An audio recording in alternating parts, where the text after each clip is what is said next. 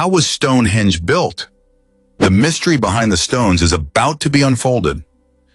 Guess what? 5,000 years ago, somebody looked at an empty field and said, yeah, we're going to build a giant stone machine here. And then people actually showed up. Day after day, year after year, generation after generation, no cranes, no steel, no written blueprints, no YouTube tutorials, just hands, rope, wood, and stubborn human will. So if you came here asking, how was Stonehenge built? Good, because the real shock isn't that it exists. It's that it still stands there like, go ahead, explain me. And by the way, before we go any further, where is Stonehenge? It's on Salisbury Plain in Wiltshire, England. Windy, open, big sky, the kind of place where you can hear your own thoughts, which is dangerous because that's how humans start building megalithic structures. Before now, most people know Stonehenge as a circle of huge stones in England, aligned with the sun, full of strange vibes, and surrounded by 1,000 arguments and documentaries. And after today, you'll know something more practical.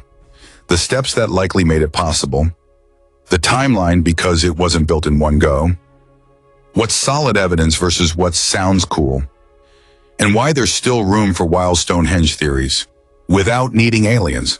And yes, we'll also talk about the contrarian perspective, because it's not enough to say they dragged the stones. You and I both know that sentence is doing suspiciously heavy lifting. One more thing. You might have heard Stonehenge mentioned in shows like Holy Marvels with Dennis Quaid, where they dig into sacred legends and ambitious ancient construction. Stonehenge shows up in that kind of Holy Marvels. People look at it and feel something. Fear, curiosity, maybe even jealousy, like, wait, how did they do that? And I can't assemble a wardrobe without crying. All right, my friend, the question everyone asks, and the question that's even scarier, most people ask why Stonehenge was built. Was it a calendar, a temple, a burial place, a healing center, a giant ancient group chat where everyone met up twice a year? All fair questions. But the question that makes my brain itch is, how was Stonehenge constructed? Like, physically, mechanically, step by step. Because these stones aren't cute little garden rocks. Some are small enough to be only 2 to 4 tons. Yes, I said only. That's the world Stonehenge forces you to live in. And the big ones, the Sarsens, some are around 20, 30 tons, and the tallest are as high as a small building. So, how? Mysteries. How was Stonehenge built? That's the vibe today. Before stone, there was a plan. Picture the Salisbury Plain about 5,000 years ago. No fences, no gift shop, no parking lot, no tourists posing like they're holding up the stones with their hands, just open land. Now imagine a group of Neolithic people standing there, quiet for a moment, and then somebody says, start digging. Not a little hole, a massive circular ditch and bank, over 100 meters across. And here's the part that makes it feel personal. They didn't have metal shovels. They used things like antler picks and shoulder blades of animals. So when you ask how old is Stonehenge, part of the answer isn't just the date. It's the human effort baked into every layer of soil. This first stage begins around 3000 BCE, and it's already a monument, even before stones arrive. Now inside that circle, they made 56 pits, the famous Aubrey holes. And for a long time, people argued about what those holes were for. Posts, stones, ritual markers. Then archaeology did what it always does. It quietly ruins everyone's confidence, because evidence suggests those holes became part of a cemetery, a place for cremated remains. Think about that. The earliest Stonehenge may have been, in a very real way, a place of the dead. So already, we're dealing with something emotional, not just engineering. Grief, memory, and maybe status, because not everyone gets buried in the same place, right? If Stonehenge started as a sacred boundary and burial site, what made people decide dirt wasn't enough? Why bring stone into it? Hold that thought. Before we continue into the history, here's what you're about to get in this Stonehenge documentary-style breakdown.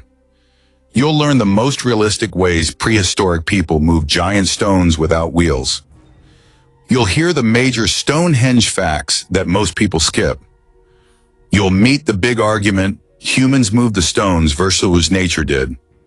You'll understand who built Stonehenge depends on which phase you mean. And you'll see why the phrase, "the mystery of the Stonehenge is revealed," is always half true and half marketing. Now let's earn it. The Bluestone problem, aka the whales question. Here comes the moment where most people lean in, because this is the part that sounds impossible. At some point after the earthwork phase, smaller stones arrive, called bluestones. They are not blue like a cartoon, by the way. It's more like wet, dark, moody rock. Each one can weigh around 2 to 4 tons, and there may have been around 80 of them involved at different times. Now here's the famous claim. Many of these bluestones trace back to the Preseli Hills in Wales, over 140 miles away. So the question becomes, did people really move multi-ton stones that far? Or did nature do it for them? And this is where I'll give you the best perspective, because it's important. Mainstream view, most archaeologists, humans quarried the stones in Wales and transported them by dragging, rolling, and rafting over a long journey. This fits with evidence of likely quarry activity and human planning. It also fits with what humans do when something is sacred. They move mountains for it. Contrarian view, some geologists, glaciers could have carried stones during the Ice Age and dumped them closer, meaning humans didn't drag them the whole way. Maybe they just collected them locally. This is sometimes called the glacial erratics idea. Now, I'm not here to pick fights at the dinner table. I'm just saying the fact that this debate exists tells you something. Stonehenge isn't one clean story. It's a messy, multi-century argument made out of rock. And honestly, that makes it more human, because humans love 2 things. 1, building things, and 2, arguing about who built them. So when you search Stonehenge theories, this bluestone debate is one of the big ones. And it matters because it changes the emotional meaning. If humans hauled them from Wales, the stones might represent pilgrimage, unity, power, sacred connection to a homeland, or even a political flex. Look what we can move. If glaciers did most of the work, then humans might have chosen them because they were already there, special gifts from nature. Either way, the builders wanted them. Which leads to another question. What did those stones mean to them? Because nobody drags a 2-ton rock for fun unless it's a really weird CrossFit class. The Stonehenge of Holland changes how you see everything. Now let me zoom out for a second, because Stonehenge isn't the only place where ancient people-built sites aligned to the sun. In the Netherlands, archaeologists found a 4,000-year-old ritual and burial landscape, sometimes nicknamed the Stonehenge of the Netherlands. It's not a stone circle like the English one, but it had mounds and ditches aligned with solstices, and it was used for burials too. Why am I telling you this? Because it helps answer a sneaky question people don't ask. What if Stonehenge isn't a one-off miracle, but part of a bigger ancient pattern? Like, what if lots of communities were building sky calendars and sacred burial landscapes, and Stonehenge is just the most famous surviving celebrity? That doesn't make Stonehenge less amazing. It makes ancient humans more amazing. It means they were watching the sky like it mattered, because it did. Seasons controlled food. Food controlled survival. Survival controlled everything. So yes, Stonehenge sits among ancient wonders, but it might also be part of something bigger, an ancient way of thinking. All right, the Sarsen era, the big stone glow-up. Now we hit the phase that creates the Stonehenge silhouette everyone recognizes. This is where the huge Sarsen stones arrive. And this is where the question, how was Stonehenge built, stops being a fun thought experiment and becomes a full-body workout just by imagining it. Here's the best part. We actually have stronger evidence about where most of the big Sarsens came from. Westwoods, about 16 miles away. Only 16 miles. Which sounds easy until you remember the stones weigh as much as trucks. So picture this. You're living in a world without cranes, metal chains, wheels, at least not in common use yet, or modern roads. And you're told, move this stone 16 miles, don't drop it, don't die, and don't make it crooked or everyone will talk. How do you do it? This is where the real answer starts to look surprisingly simple. Not easy. Simple. Because humans didn't need magic. They needed physics. And a lot of people, the classic idea is, put the stone on a wooden sledge, lay down logs or wooden rails, pull with rope, maybe lubricate the track with water, animal fat, or wet clay. Does that sound too basic? It is basic. That's why it's believable. The secret isn't the tech. The secret is coordination. Imagine hundreds of people pulling in rhythm, someone chanting, someone directing, someone yelling, not like that, you're pulling like you hate the rope. And then slowly, the stone moves. Not fast, but it moves. Another method is the walk the stone idea. There's another concept people love because it's weird and brilliant. You can walk a heavy stone forward by rocking it side to side using pivots and levers. It looks like the stone is taking steps. It's basically physics bullying gravity into cooperating. Now, I'm not saying Neolithic builders did it exactly like a modern demonstration, but the principle matters. You don't lift the whole thing, you shift it. That's a huge difference, because lifting a 25-ton stone is impossible. Shifting it a little at a time, that's hard, but possible. Now, here's the cliffhanger question.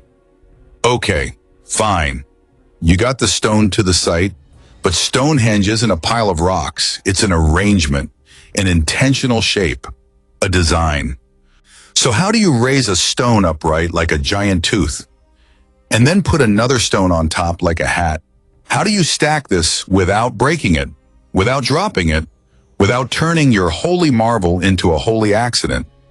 We're about to get into the most underrated genius part of the whole story, Stonehenge's joints. Yes, joints, like woodworking, in stone. And once you understand that, the site stops being mystical rocks and becomes these people were engineers. The part that feels like a plot twist, Stone Age carpentry, in stone. Here's a Stonehenge fact that doesn't get enough attention. Some of the stones aren't just stacked, they're joined. The builders shaped the tops of the upright stones with little rounded bumps, like pegs. And they shaped the underside of the lintel stones with matching holes, like sockets. That's basically a mortise and tenon joint, a woodworking technique. So the lintels didn't just sit there like loose blocks. They locked in. And some lintels also linked to each other with a tongue and groove style fit.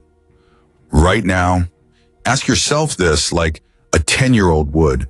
How did they even think of that? Because that's not brute force, that's design. That's planning.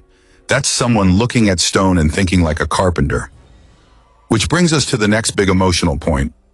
Stonehenge isn't only proof of strength, it's proof of patience and intelligence and maybe leadership, because somebody had to convince everyone this was worth doing. Which leads to the next question. Who built Stonehenge? And I don't mean humans. I mean, what kind of society can organize a project that lasts centuries?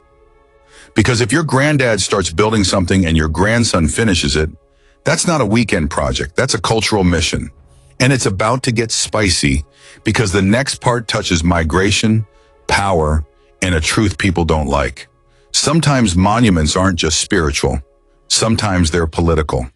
But before we go there, I want to mess with your head a little more, using a discovery that's genuinely wild. The stone that shouldn't be there and why it changes the story. You've probably heard the Bluestones came from Wales, but there's a specific stone in the middle of Stonehenge called the altar stone. And recent research suggests it may have come from northeast Scotland, from a geological region called the Orcadian Basin. That's not a little farther, that's hundreds of miles. So now the mystery gets bigger. Because if people moved a major stone that far, that means long-distance connections, trade routes, shared beliefs across regions, maybe alliances, maybe even we're building this together energy, or something else. What if Stonehenge wasn't just a local sacred site? What if it was a symbol of a whole network of communities? A kind of ancient center point that said, we are one world, not many? Or what if it was a power move by elites who wanted to prove control? That's the fork in the road, and it leads straight into the most controversial part of this whole story, The builders weren't one group. They were multiple generations, possibly multiple cultures. And maybe not everyone had equal say. So when people ask who built Stonehenge, the honest answer is annoying. It depends which Stonehenge you mean. Because Stonehenge is like a long-running TV series. Different seasons, different characters, same setting, more drama every time. If you're enjoying this and you want the next part, where we get into raising the stones, building ramps, organizing labor, and the Druid myth versus his real timeline, stick around, subscribe, and keep watching. Because the next section is where the human story gets emotional. Not just how, but who, and why them. And the ending of that question is not as peaceful as you'd hope. The real cost of building the holy marvel, to build the iconic Stonehenge, those towering uprights and lintels, you don't just need rope and wood. You need a system, leaders, food supply, planning across years, and enough social pressure that people keep showing up even when it rains and their hands are cracked and their backs hurt. And that raises a final, uncomfortable question for this first part. What did Stonehenge cost? Not in money, in life, in labor, in power, in control. Because every giant historical monument has a hidden price tag, and Stonehenge is no exception. In the next few minutes, we're going to walk through the step-by-step build of the stone circle itself, how they likely raised the giants, placed the lintels, and why the engineering looks suspiciously like carpentry. And then we'll face the big one. Were these people united in wonder or organized by force? Either way, one thing is clear. Stonehenge didn't rise out of nowhere. It was built, and somebody made sure it happened. And this is it. My good friend, this is where the real Stonehenge mystery begins.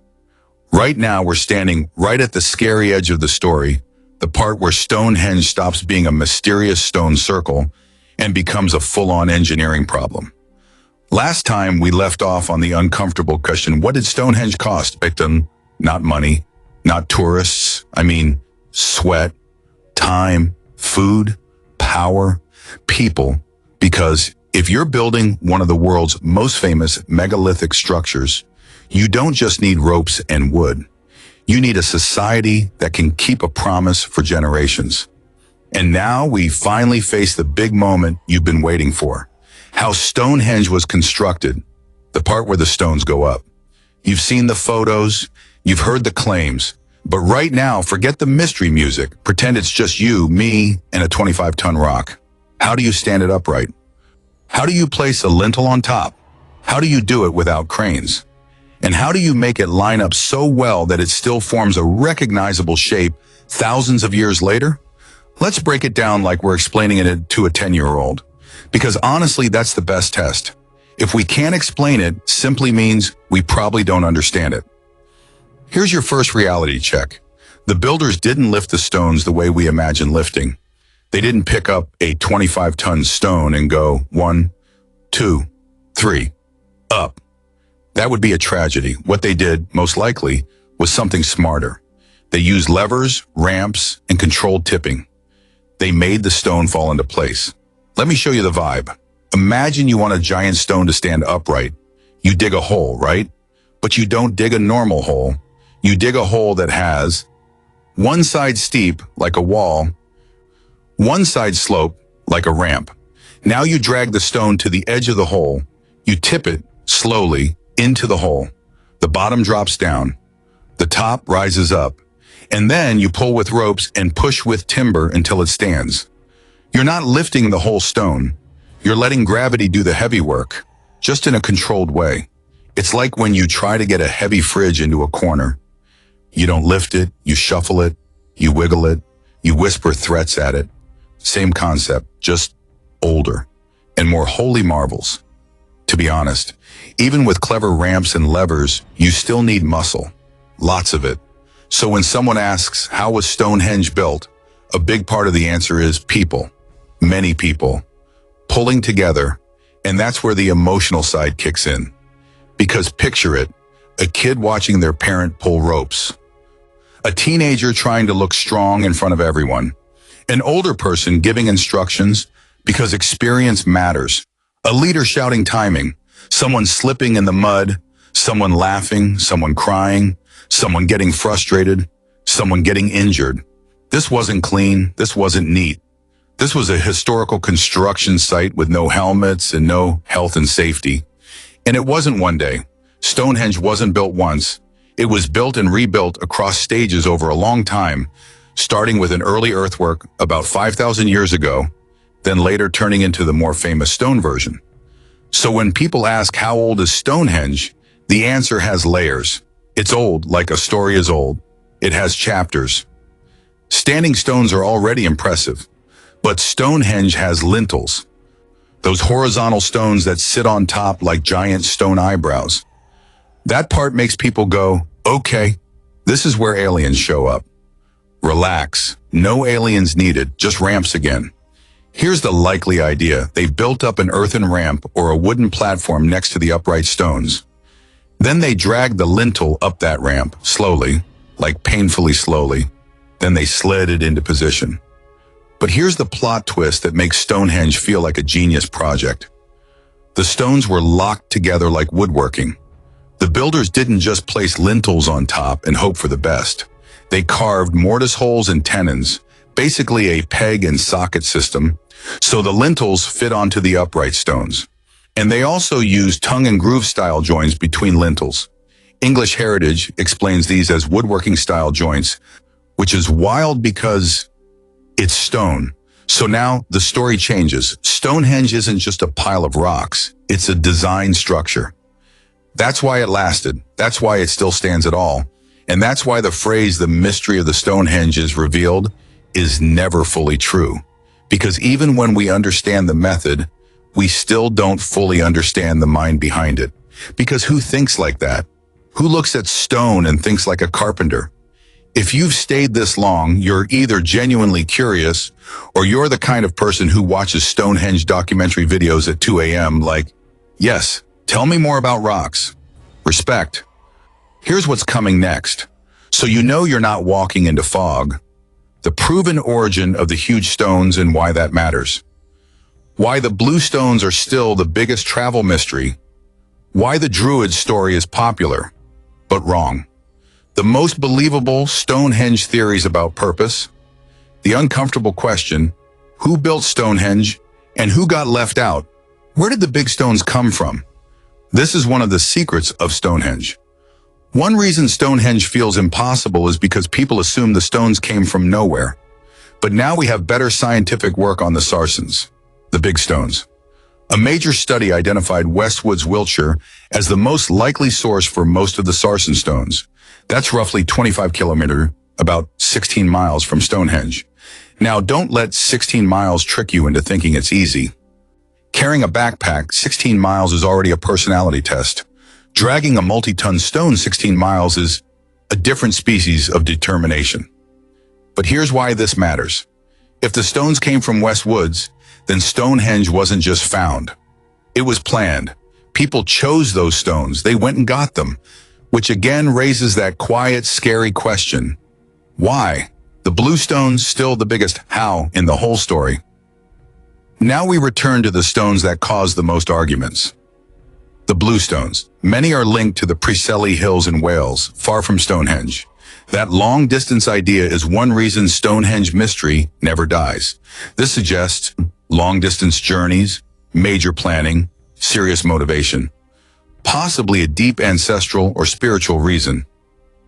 And glaciers did part of the moving. This suggests nature dropping them closer. Humans collected them. And the magic is in the choosing, not the hauling. The mainstream leans toward human transport, but the very fact it's debated shows you how hard it is to prove the details. So if you're searching mysteries, how was Stonehenge built? This is one of the big ones. And then there's the altar stone. The altar stone twist. This is the part that makes you blink twice. For a long time, people assumed the altar stone was from Wales too. But a 2024 Nature paper argues the altar stone has a Scottish provenance, linked to the Orcadian Basin. Translation: one major stone may have traveled an absolutely ridiculous distance in Neolithic Britain. Now pause, because if that's true, It means something big. Even if we argue about did they move all the Bluestones from Wales, this Scottish connection screams one thing. These people were connected. They had networks. They had roots. They had relationships, trade, marriage, alliances, shared ceremonies, shared beliefs. Stonehenge starts looking less like a lonely monument and more like the center of a huge prehistoric web. And that's when it hits you emotionally. Stonehenge might be the leftover fingerprint of thousands of human relationships that are now gone. No names, no letters, no diary entries, just stone. But weren't the Druids the builders? The myth that refuses to die. Okay, let's address this kindly, because people love the Druids' connection. It feels mysterious, it feels spiritual, it feels like a movie, but the timeline doesn't work. Stonehenge was built thousands of years before the Druids show up in the written record. The Druid idea got popular later, partly because antiquarians like John Aubrey tried to connect Stonehenge to the Druids, because Druids were the famous ancient priests people knew about. So no, Druids didn't build Stonehenge. But yes, modern Druids and other groups do gather there at solstices today, which is part of the monument's living modern story. That's kind of beautiful, actually. People keep reattaching meaning to it. It's like Stonehenge is a stage, and humans keep showing up to perform their need for wonder. So what was it for? Stonehenge theories, but in normal language. All right, now we hit the most dangerous part of the conversation. Purpose, because as soon as we talk about why, we enter the land of opinions. Still, there are a few big Stonehenge theories that show up again and again. 1. A solstice marker, the sky connection. Stonehenge is aligned with the sun on the solstices. English heritage notes the summer solstice sunrise alignment behind the heel stone. So yes, it lines up with important solar moments. That doesn't automatically mean it's a calendar like your phone, but it does mean it was built with the sky in mind. And if you were living back then, seasons weren't cute. Seasons were survival. 2. A place for the dead, the ancestors connection. Remember how it may begin as a sacred earthwork with burial activity? That matters, because you don't build a massive circle, bury people there, and then later bring giant stones for no reason. A lot of ancient sites blend the sky, the land, the dead, the living, ceremony, power. They don't separate them the way modern life does. 3. A healing center, the people came sick idea. There's an argument that Bluestones were associated with healing, and some researchers have pointed to evidence like stone chips and the idea of belief in healing powers. Is it proven? Not completely. Is it possible? Yes, and it's emotionally powerful. Imagine walking for days or weeks with an injured family member because you believe a place can help them. That's not logic. That's hope. 4. A political project, the social glue idea. Here's a contrarian-ish angle that I think deserves more respect. What if Stonehenge wasn't built just for spiritual reasons? What if it was also built to unite people? A huge project forces cooperation. It creates shared identity. It creates us. Some discussions of the research around bluestone transport highlight how unusual long-distance stone movement is and how it may reflect wider social meaning. So Stonehenge could be a sacred place, and a social project, and a power statement. All at once, humans do that. We stack meanings the way Stonehenge stacks stones. The human cost, the quiet part nobody wants to narrate. Now let me ask you something. If you're a person living 4,500 years ago, what do you eat while building this? Who farms while hundreds of people pull rope? Who watches the kids? Who takes care of the sick? Who makes the tools? Who organizes the food? Who keeps the peace when arguments start? Because they will start. If you've ever tried to plan a family event, you already know. Now multiply that by generations, hunger, weather, no written schedule, no modern medicine, massive stones that can crush you. Building Stonehenge was not just difficult, it was dangerous. English heritage even describes it as complex and sometimes dangerous. So here's the emotional truth. Stonehenge might be built with wonder, but it was built with sacrifice too. Not the dramatic movie kind, the slow kind, the kind where people go home exhausted, the kind where someone gets hurt and the whole group goes quiet, the kind where a child watches adults do something they don't fully understand, but they feel the seriousness.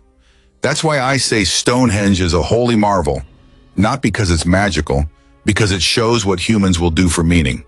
Okay, but who built Stonehenge? And why the answer is annoying. You want the name. I get it. But Stonehenge doesn't give names, it gives evidence. And the evidence suggests Stonehenge developed in stages. An early henge about 5,000 years ago, and later the iconic stone circle in the late Neolithic around 2500 BC. So, who built Stonehenge depends on which stage you mean. The people who dug the first ditch may not be the same exact culture that raised the biggest stones later. It's like asking, who built this city? Which year are we talking about? That's why Stonehenge feels alive in history, because it was changed over time. And now we arrive at the biggest cliffhanger of all. If different generations worked on it, what kept them committed? What story did they tell themselves that made them keep going? Because no one spends a lifetime pulling rocks unless it means something deep. Was Stonehenge built by a united community? Or directed by powerful elites? Because sometimes monuments are built from love, and sometimes they're built from control. And the stones don't tell you which one it was.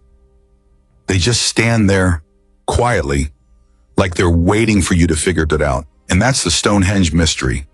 Because once you understand how Stonehenge was constructed, the next question isn't how, it's who, and not just humans. I mean, who had the power to say, yes, we're doing this, and have people actually listen? Who fed everyone? Who organized the work? Who decided the design? Who decided which stones mattered? Because I'm going to say something slightly dramatic, but very true. Big monuments don't build themselves, and they don't get built by vibes alone. So let's go there. Finding the people behind the stones and why who built Stonehenge is complicated. When people ask who built Stonehenge, they usually want one simple answer, like, it was the Druids, or it was ancient kings, or it was aliens, or it was giants who ate regular humans for breakfast. But the real answer is less neat and way more human. Stonehenge was built over a long time, in phases by different groups living in the same land at different times. So the better question is, who built which Stonehenge? Because Stonehenge is not one build, it's a whole series, a saga, a multi-season drama with plot twists, rewrites, and expensive upgrades. And we know that because the earliest stage is a ditch and bank, the henge. Later stages include Bluestones, and later still comes the famous Sarsen circle and trilithons. That's why when someone asks how old is Stonehenge, you can't answer with one date like it's a birthday. Stonehenge is old, like a family story is old. It started, it changed, it grew. It got edited by new people who had new ideas. And you can feel that in your bones when you visit. If you've never been, don't worry. The Stonehenge documentary-style script is basically a mental visit. The uncomfortable truth, building Stonehenge needed leadership. Let's be real, to build megalithic structures like Stonehenge, you need planning, manpower, food supply, tool making, transport strategy, and rules. Even a small neighborhood project needs rules. So imagine a project that involves moving stones that could crush a house. Who runs that? Here are the two big possibilities. Which possibility one? Community unity. Everyone believes Stonehenge matters, so families show up willingly. They bring food, they bring labor, they bring they treat it like building a sacred center, a place where life makes sense, a holy marvel in their world. Possibility two, power and pressure. A small group, leaders, elites, chiefs, directs the work. People show up because they have to, or because not showing up has consequences, or because the leaders control food, land, protection, status. Now don't panic. These two possibilities can also overlap. A project can be sacred and political.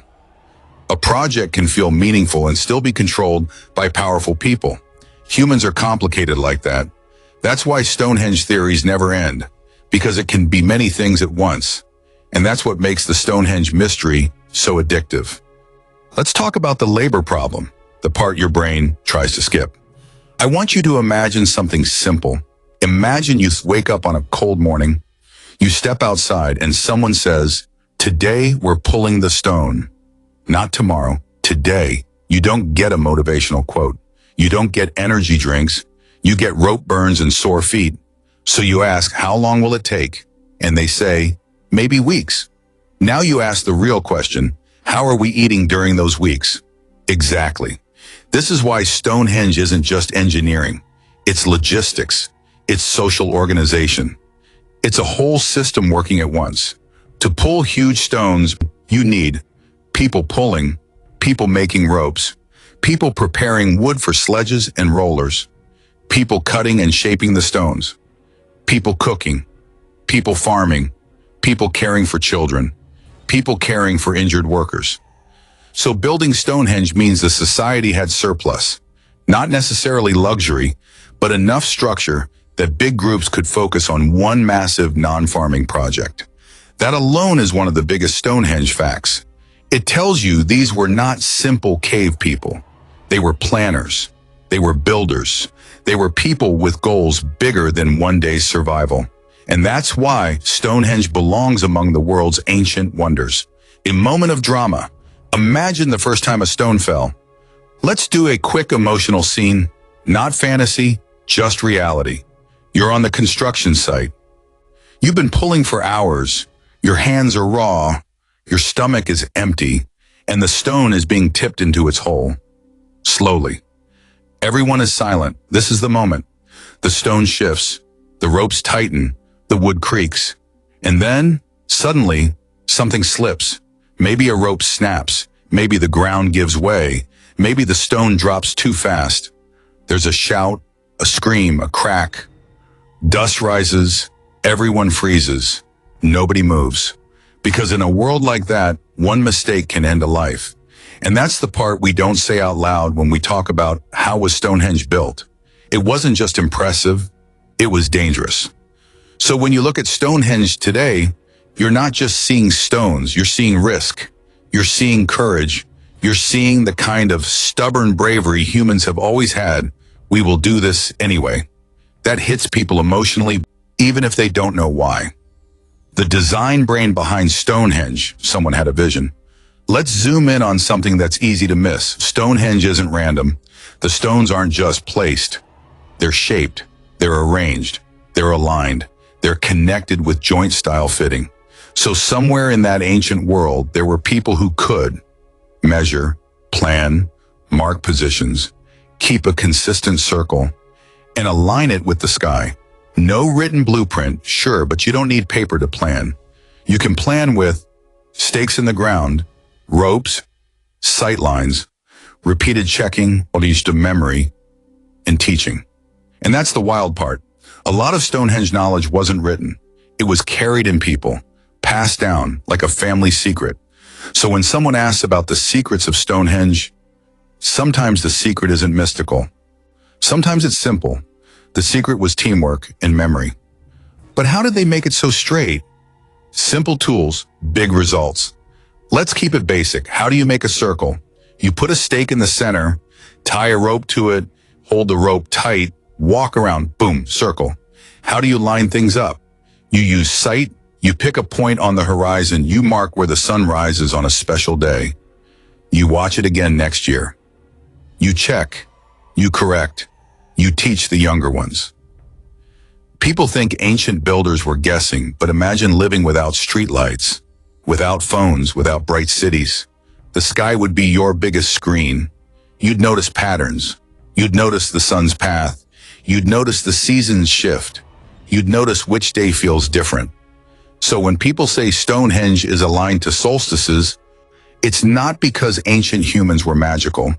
It's because they were paying attention. And paying attention is powerful. And here's what we're about to unlock next. Why Stonehenge might be more than one purpose. Why burial, healing, and astronomy can all be true. How the landscape around it changes everything. Why Stonehenge is just a circle is like saying the ocean is just water. And the one hidden payoff that makes the timeline feel real? Stay with me, because we're about to zoom out. Bigger than Stonehenge itself, Stonehenge wasn't alone. The landscape is part of the monument. Here's something most people don't realize until they dig deeper. Stonehenge sits in a whole landscape full of other important places, not just one circle in an empty field. More like a whole sacred zone. That matters because it changes the feeling. It suggests processions, people walking in lines during ceremonies, gatherings, feasting, burial traditions, seasonal events, and possibly different zones for the living and the dead. So the Stonehenge mystery isn't just inside the circle, it's around it, which makes Where is Stonehenge feel like the start of a bigger map. Stonehenge is in England, yes, but it's also inside a larger story of human belief and planning.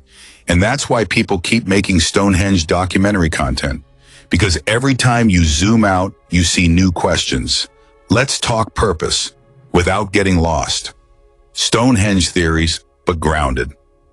All right, here are the big Stonehenge theories in everyday language, without pretending we have one final answer. Theory 1, it's a sky marker.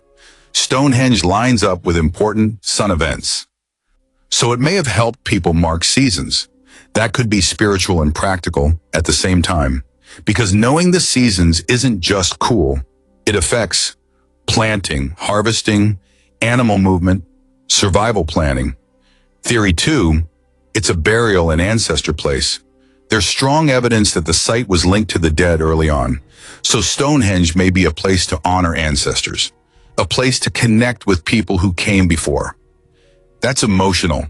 Even today, people visit graves to feel close to loved ones.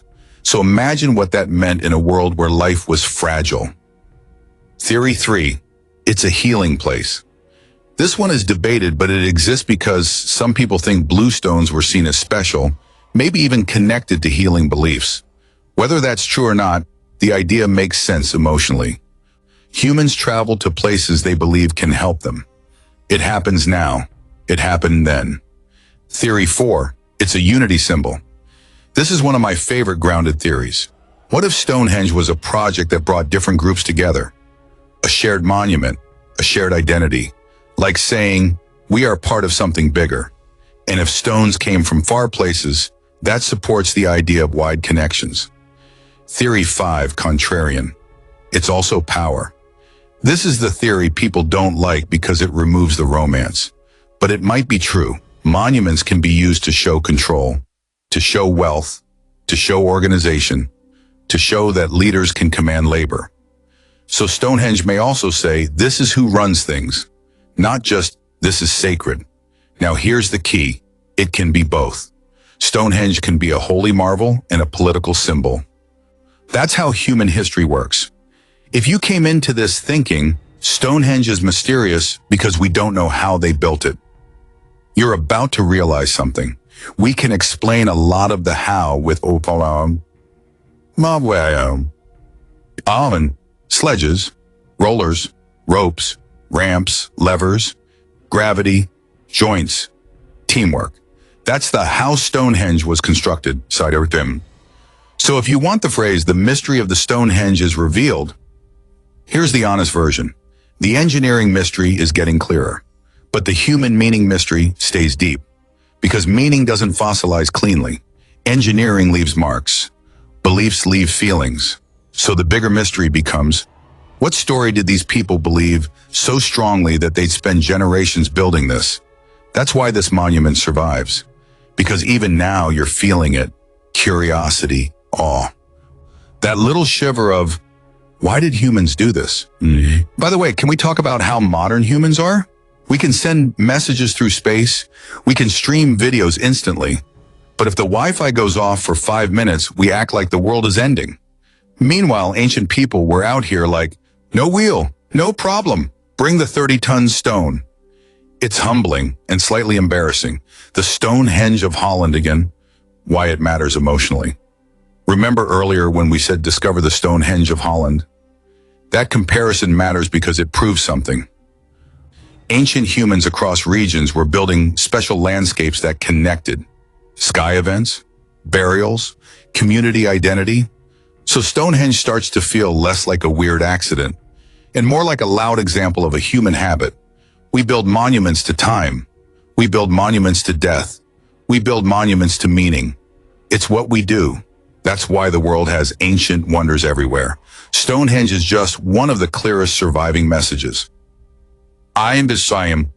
If Stonehenge took massive coordination, who was in charge? Were people equal, or did someone hold power over others? Because here's a truth about big building projects, even today. Someone decides, someone leads, someone benefits, and not everyone gets the same reward. So when we say who built Stonehenge, we also have to ask, who got remembered? Who got buried there? Who got honored? Who did the hardest labor? Who had status? Who didn't? The stones don't answer that directly, but the pattern of human history suggests power was involved. And where there is power, there is tension.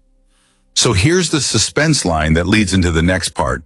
What if Stonehenge wasn't just a place people loved, but also a place people obeyed? And if that's true, then Stonehenge isn't only a marvel, it's a message about what humans can do together and what humans can make others do. That's heavy, and it makes the monument feel more real. Because you asked, and because we're going deeper.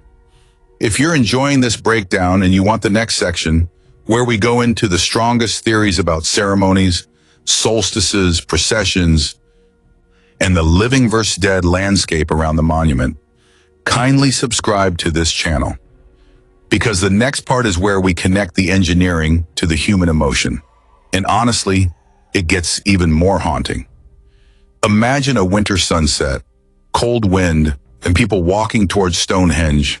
No phones, no clocks, no calendars on a wall, just the sky and the stones and the feeling that today matters. Not because it's a holiday, but because the sun is at a turning point. And when you don't control your world, you learn to watch the parts you can't control, like the skemmen, and turn them into meaning. What if Stonehenge wasn't built just to mark time? What if it was built to make people feel safe inside time? To make the seasons feel understandable? To make death feel like part of a larger rhythm? And if that's true, then Stonehenge isn't just a structure. It's a comfort, a giant stone promise that says, the world changes, but it returns. Because now we're going to do the thing Stonehenge does best. We're going to take something that looks like just stones and then slowly reveal it's really about people and time and fear and hope and the sky doing its sky thing like it owns the place. Because here's the next big idea. What if Stonehenge wasn't built only to mark time, but to make people feel safe inside time? That sounds poetic, I know, but stay with me. When you don't have clocks, calendars, weather apps, or street lights, the sky is your schedule, the sun is your boss. Winter is a threat, and the seasons aren't cute vibes. They decide if you live. So if a place can help you predict the turning points, or at least celebrate them, that place becomes powerful. That place becomes a holy marvel. That place becomes Stonehenge. And that's why the phrase Stonehenge mystery hits people so hard. Because it feels like this was built to talk to the sky. Like it was built to speak a language we almost remember. The solstice moment, why people still gather there. Let's start with the one thing almost everyone knows. Stonehenge lines up with the sun, summer solstice sunrise, winter solstice sunset. And even if you don't care about archaeology, you can feel the mood of that. Because solstice isn't just a date, it's a feeling. It's that moment where you realize, okay, the days are going to start changing now.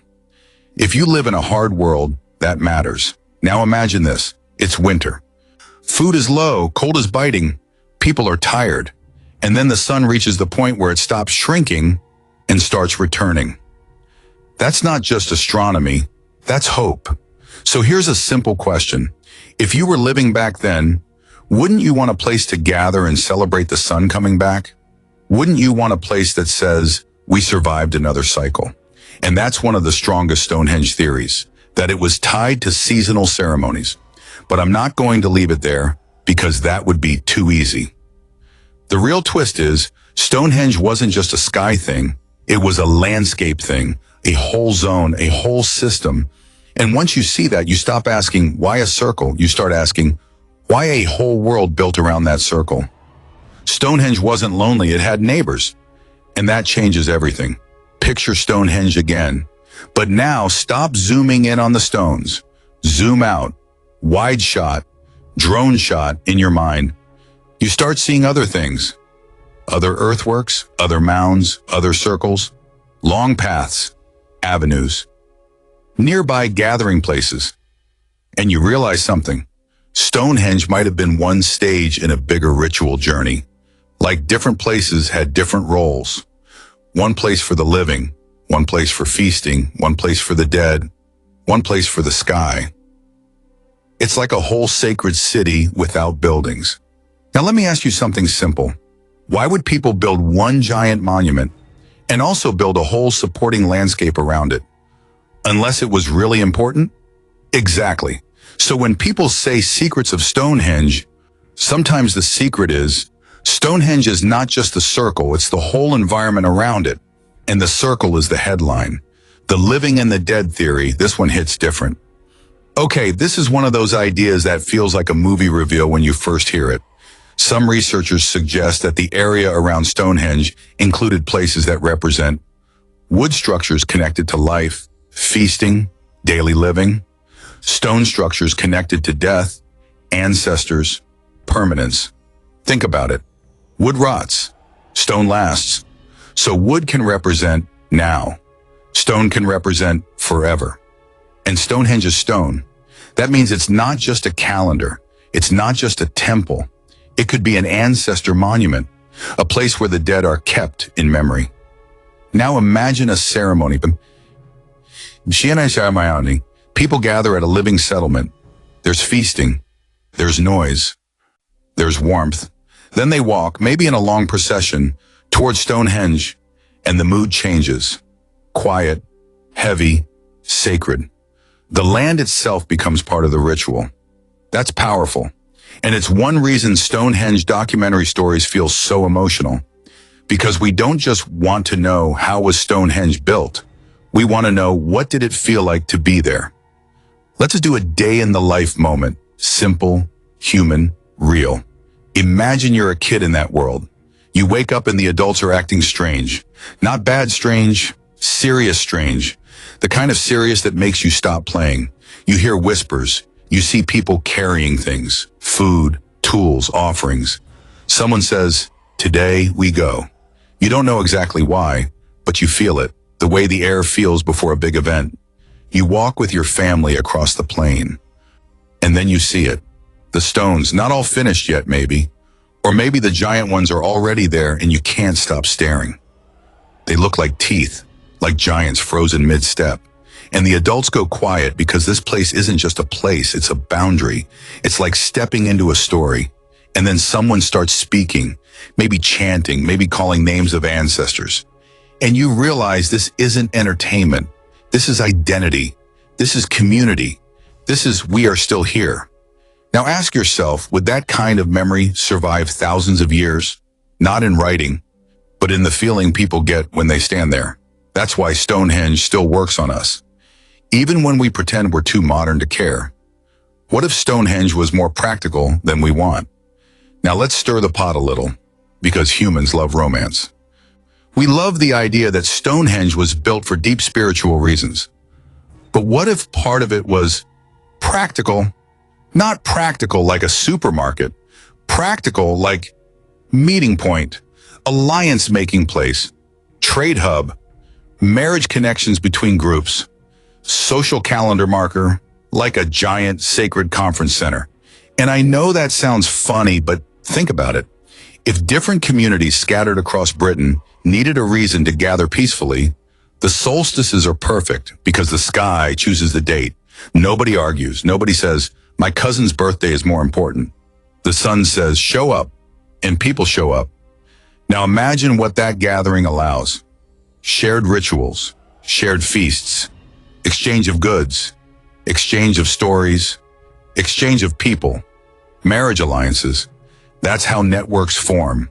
That's how big culture spreads.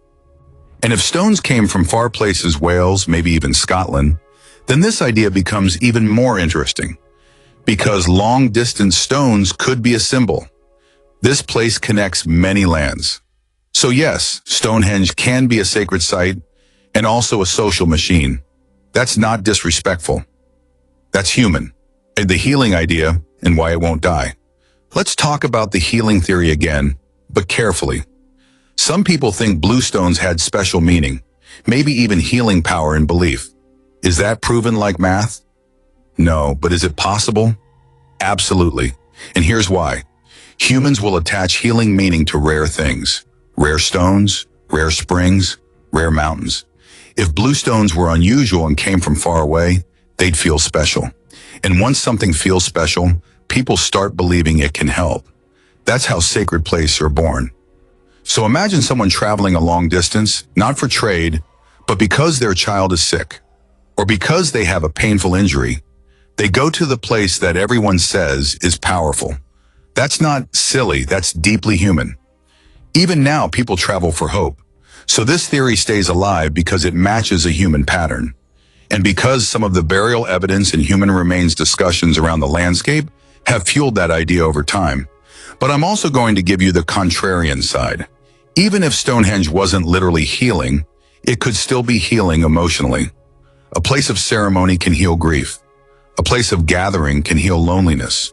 A place of meaning can heal fear. So maybe the stones didn't heal bodies. Maybe the place healed minds. And if you've ever been comforted by a ritual, you know exactly what I mean. Because we're about to get to the spicy part. But in a moment, we're going to talk about the biggest hidden engine behind Stonehenge. Food. Yes, food. Because you can't pull stones on an empty stomach. And the way people ate and gathered might reveal more about the monument than the stones themselves. Why did the design keep changing? Because Stonehenge isn't one idea, it's an evolving idea. And that evolution is where the real story hides. The feast factor. Stonehenge was built on calories. All right, this is the part that sounds boring until you realize it's everything. If you're organizing hundreds of people for construction or ceremony, you need to feed them. That means livestock, grain, storage, cooking, distribution. And if people are traveling to gather, feasting becomes part of the event. Because feasts do something powerful. They create unity. They create loyalty. They create shared memory. They also create hierarchy, by the way, because someone hosts, someone provides, someone looks important. So here's the question. What if Stonehenge was partly supported by massive seasonal feasts, not just spiritual gatherings, actual everyone eats gatherings? And that would explain how you keep motivation alive across generations. Because pulling ropes is awful, but pulling ropes and then eating together, that becomes a story you tell your kids. That becomes tradition.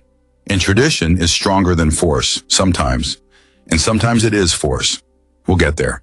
Why did Stonehenge keep changing? This is where the suspense thickens. Let's address something that quietly freaks people out. Stonehenge didn't pop into existence fully formed. It evolved, it changed, stones were rearranged, phases happen. So the question becomes, why keep changing it? Why not build it once and stop? Here are a few possible reasons. Reason number one, new people, new ideas. Different generations come with different beliefs. What your granddad built is a burial circle. Your dad might turn into a sky ritual site, and your kids might turn into a national monument of unity. Reason number two, more power over time. As societies become more organized and hierarchical, they can do bigger projects. That could explain why later phases include the giant Sarsens. Reason number three, political shifts. If leadership changes, monuments change. New leaders love to upgrade sacred sites to show they matter. It's like rebranding, but with stones. Reason number four, the monument is alive. Some sacred sites are never finished. They're used, adjusted, repaired, rebuilt, and reinterpreted. Stonehenge might be that kind of place. A living project. Now here's the cliffhanger. If Stonehenge kept changing, what event triggered the biggest change of all? The shift to the massive Sarsen monument. Because that shift isn't small. It's like going from a backyard shed to a cathedral. Something changed in the people, or in the land, or in power. And we need to talk about that. The Beaker Shadow, the era where the social structure may have shifted. Now we step into the part of history that can get complicated, so I'm going to keep it simple.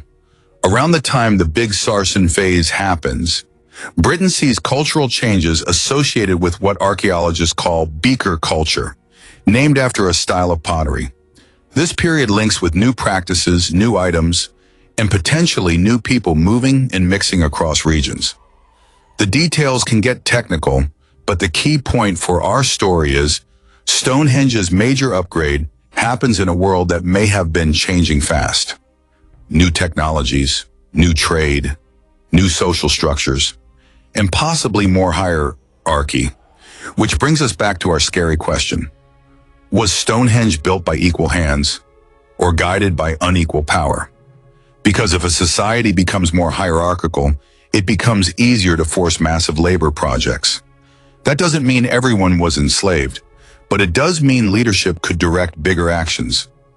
And if you're wondering why this matters, it matters because it changes the emotional reading of Stonehenge.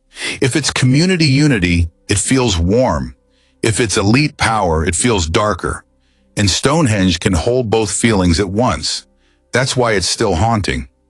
The myth magnet, why people keep adding magic to it. Let me ask you something. Why do people keep trying to explain Stonehenge with magic? Why do we get stories about wizards, giants, druids, and supernatural forces? Because deep down, a lot of people don't like the real answer. The real answer is humans did it with simple tools over a long time through planning and pain. And that's scary in its own way. Because if humans did it, then humans are capable of extreme cooperation and extreme obedience and extreme belief, which means Stonehenge isn't proof of magic. Stonehenge is proof of us, and sometimes we don't like what that implies. So the myth-making is a comfort. It's like saying, no, this couldn't be normal humans. It must be something else. But the truth is more powerful. Ordinary humans, over time, can build extraordinary things. That's the real holy marvel. The Stonehenge facts that hit like plot points. Simple, quick, useful. Let's drop some quick facts in story form, because this is educational, but we're not trying to sound like a textbook. Stonehenge began as an earthwork, not a stone monument. The famous stone look comes later, in phases. The big stones, Sarsens, were shaped and fitted with joint-like techniques. The smaller stones, Bluestones, likely came from far away, which is why the transport story is such a big deal. The monument is aligned with key solar events, linking it to seasonal ceremonies. If you understand these facts, you now know why Stonehenge is both an engineering wonder and a human mystery. The how is partly solvable. The why remains a live argument, and that's why people keep searching. How was Stonehenge built? Mysteries: how was Stonehenge built? Who built Stonehenge? Stonehenge mystery. Stonehenge theories. How old is Stonehenge? Where is Stonehenge? Because the site keeps refusing to be just one thing. Emotional value moment. Stonehenge is a message from a people who had no voice. Now I want to slow down, because the most emotional part of Stonehenge isn't the stones, it's the silence. No written language from the builders telling us, here's why we did this. No names, no diary. No builder's plaque, just work. And that means Stonehenge is like a message from people who can't speak anymore. A message that says we mattered. We were here. We knew the sky. We honored our dead.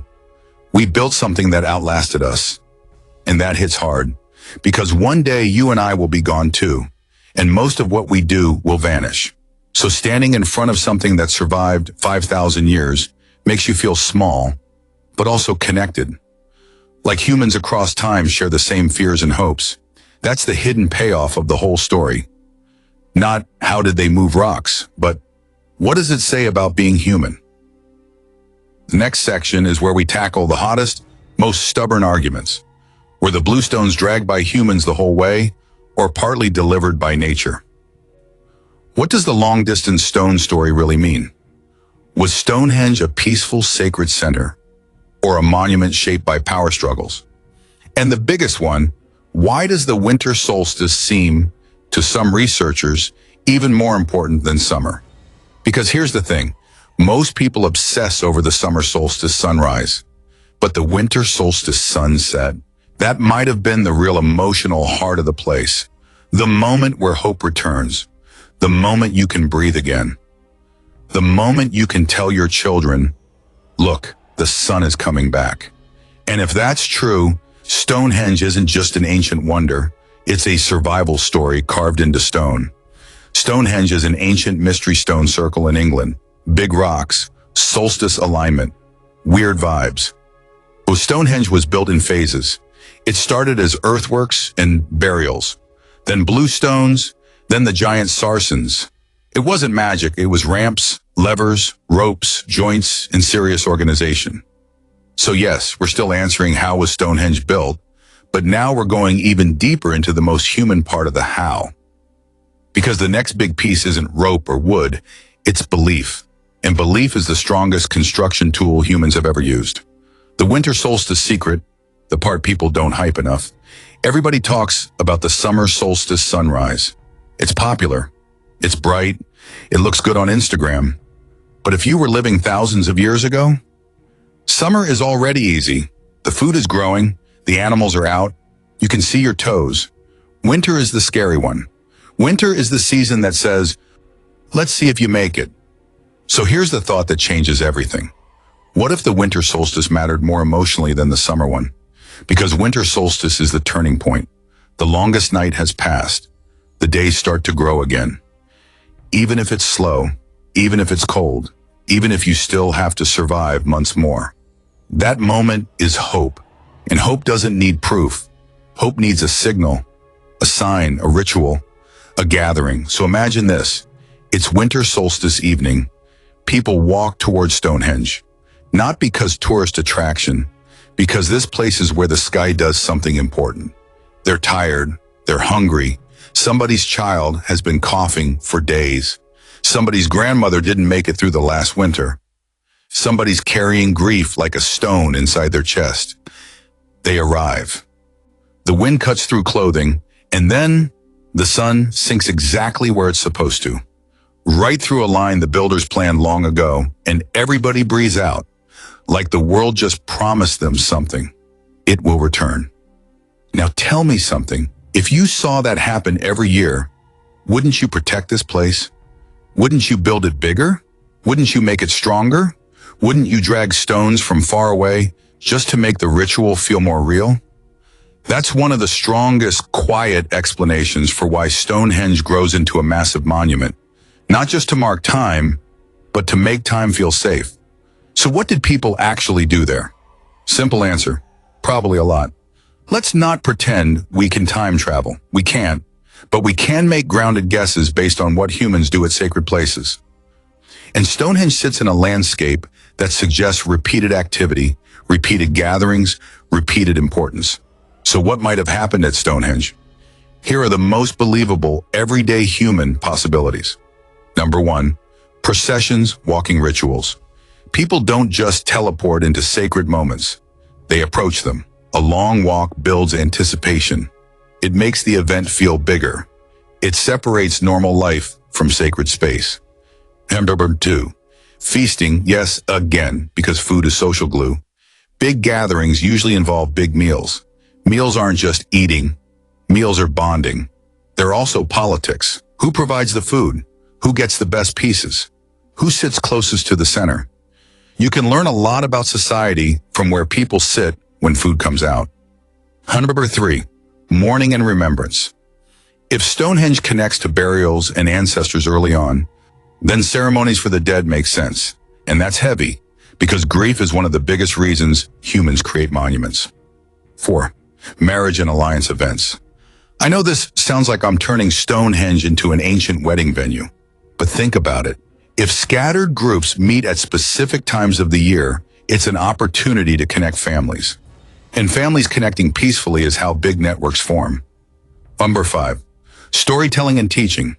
When you have a sacred site, you have stories. You teach the kids what it means. You teach them the rules. You teach them what day matters. And that teaching creates continuity over generations, which helps explain how a project can last so long. So if the question is, how was Stonehenge built? One honest answer is, it was built by the kind of society that gathered, remembered, and repeated rituals until repetition became tradition. And tradition is basically human cement. The Bluestone debate, the how that still annoys everyone. We will jump into the messiest part of the whole story. The Bluestones, you already know the headline. Many Bluestones likely come from Wales. That's a long way. People argue over whether humans moved them all the way or glaciers did part of the travel. And this debate matters because it changes the entire feel of Stonehenge. If humans moved them all the way, Stonehenge becomes a story of extreme effort and purpose. It suggests on a pilgrimage, deep symbolism, a big reason, maybe unity across regions. If glaciers move them closer, Stonehenge becomes a story of choosing special stones nature delivered. It suggests the builders saw these stones as gifts. The magic is selection and meaning, not transportation. Now here's the part nobody likes. Both could be partly true. Nature could have moved some stones partway in earlier times, and humans could have collected, hauled, traded, or removed them later. Reality is often messy like that, and Stonehenge loves messy. It lives in messy. So let's talk about how humans could move Bluestones if they did. How you move a multi-ton stone without modern tech, the simple toolkit. If you strip it down, you need 5 things. A way to grip it, so as to reduce friction, a way to control direction, a way to not down by a way to keep going when you want to quit. Here are the most believable methods. Explain simply. Method A, sledge plus track.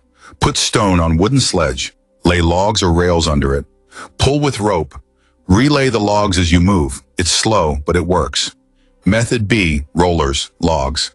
This is the classic cartoon image. Stone rolling on logs. It can work in certain conditions, but steering is tricky, and uneven ground ruins your day fast. Method C, lubrication. Yes, slippery roads. If you wet a track or apply animal fat, wet clay, or water, you reduce friction. Less friction equals fewer people needed to move the load. Method D, lever walking. Rock the stone forward in tiny controlled steps using levers and pivots. This is especially useful when you're adjusting position near the final spot. Now notice something. None of these require advanced machines. They require planning and teamwork. Which again brings us back to the real question. Could they organize enough people to do it? And that leads straight into the next reveal. The real engine was not wood. It was cooperation.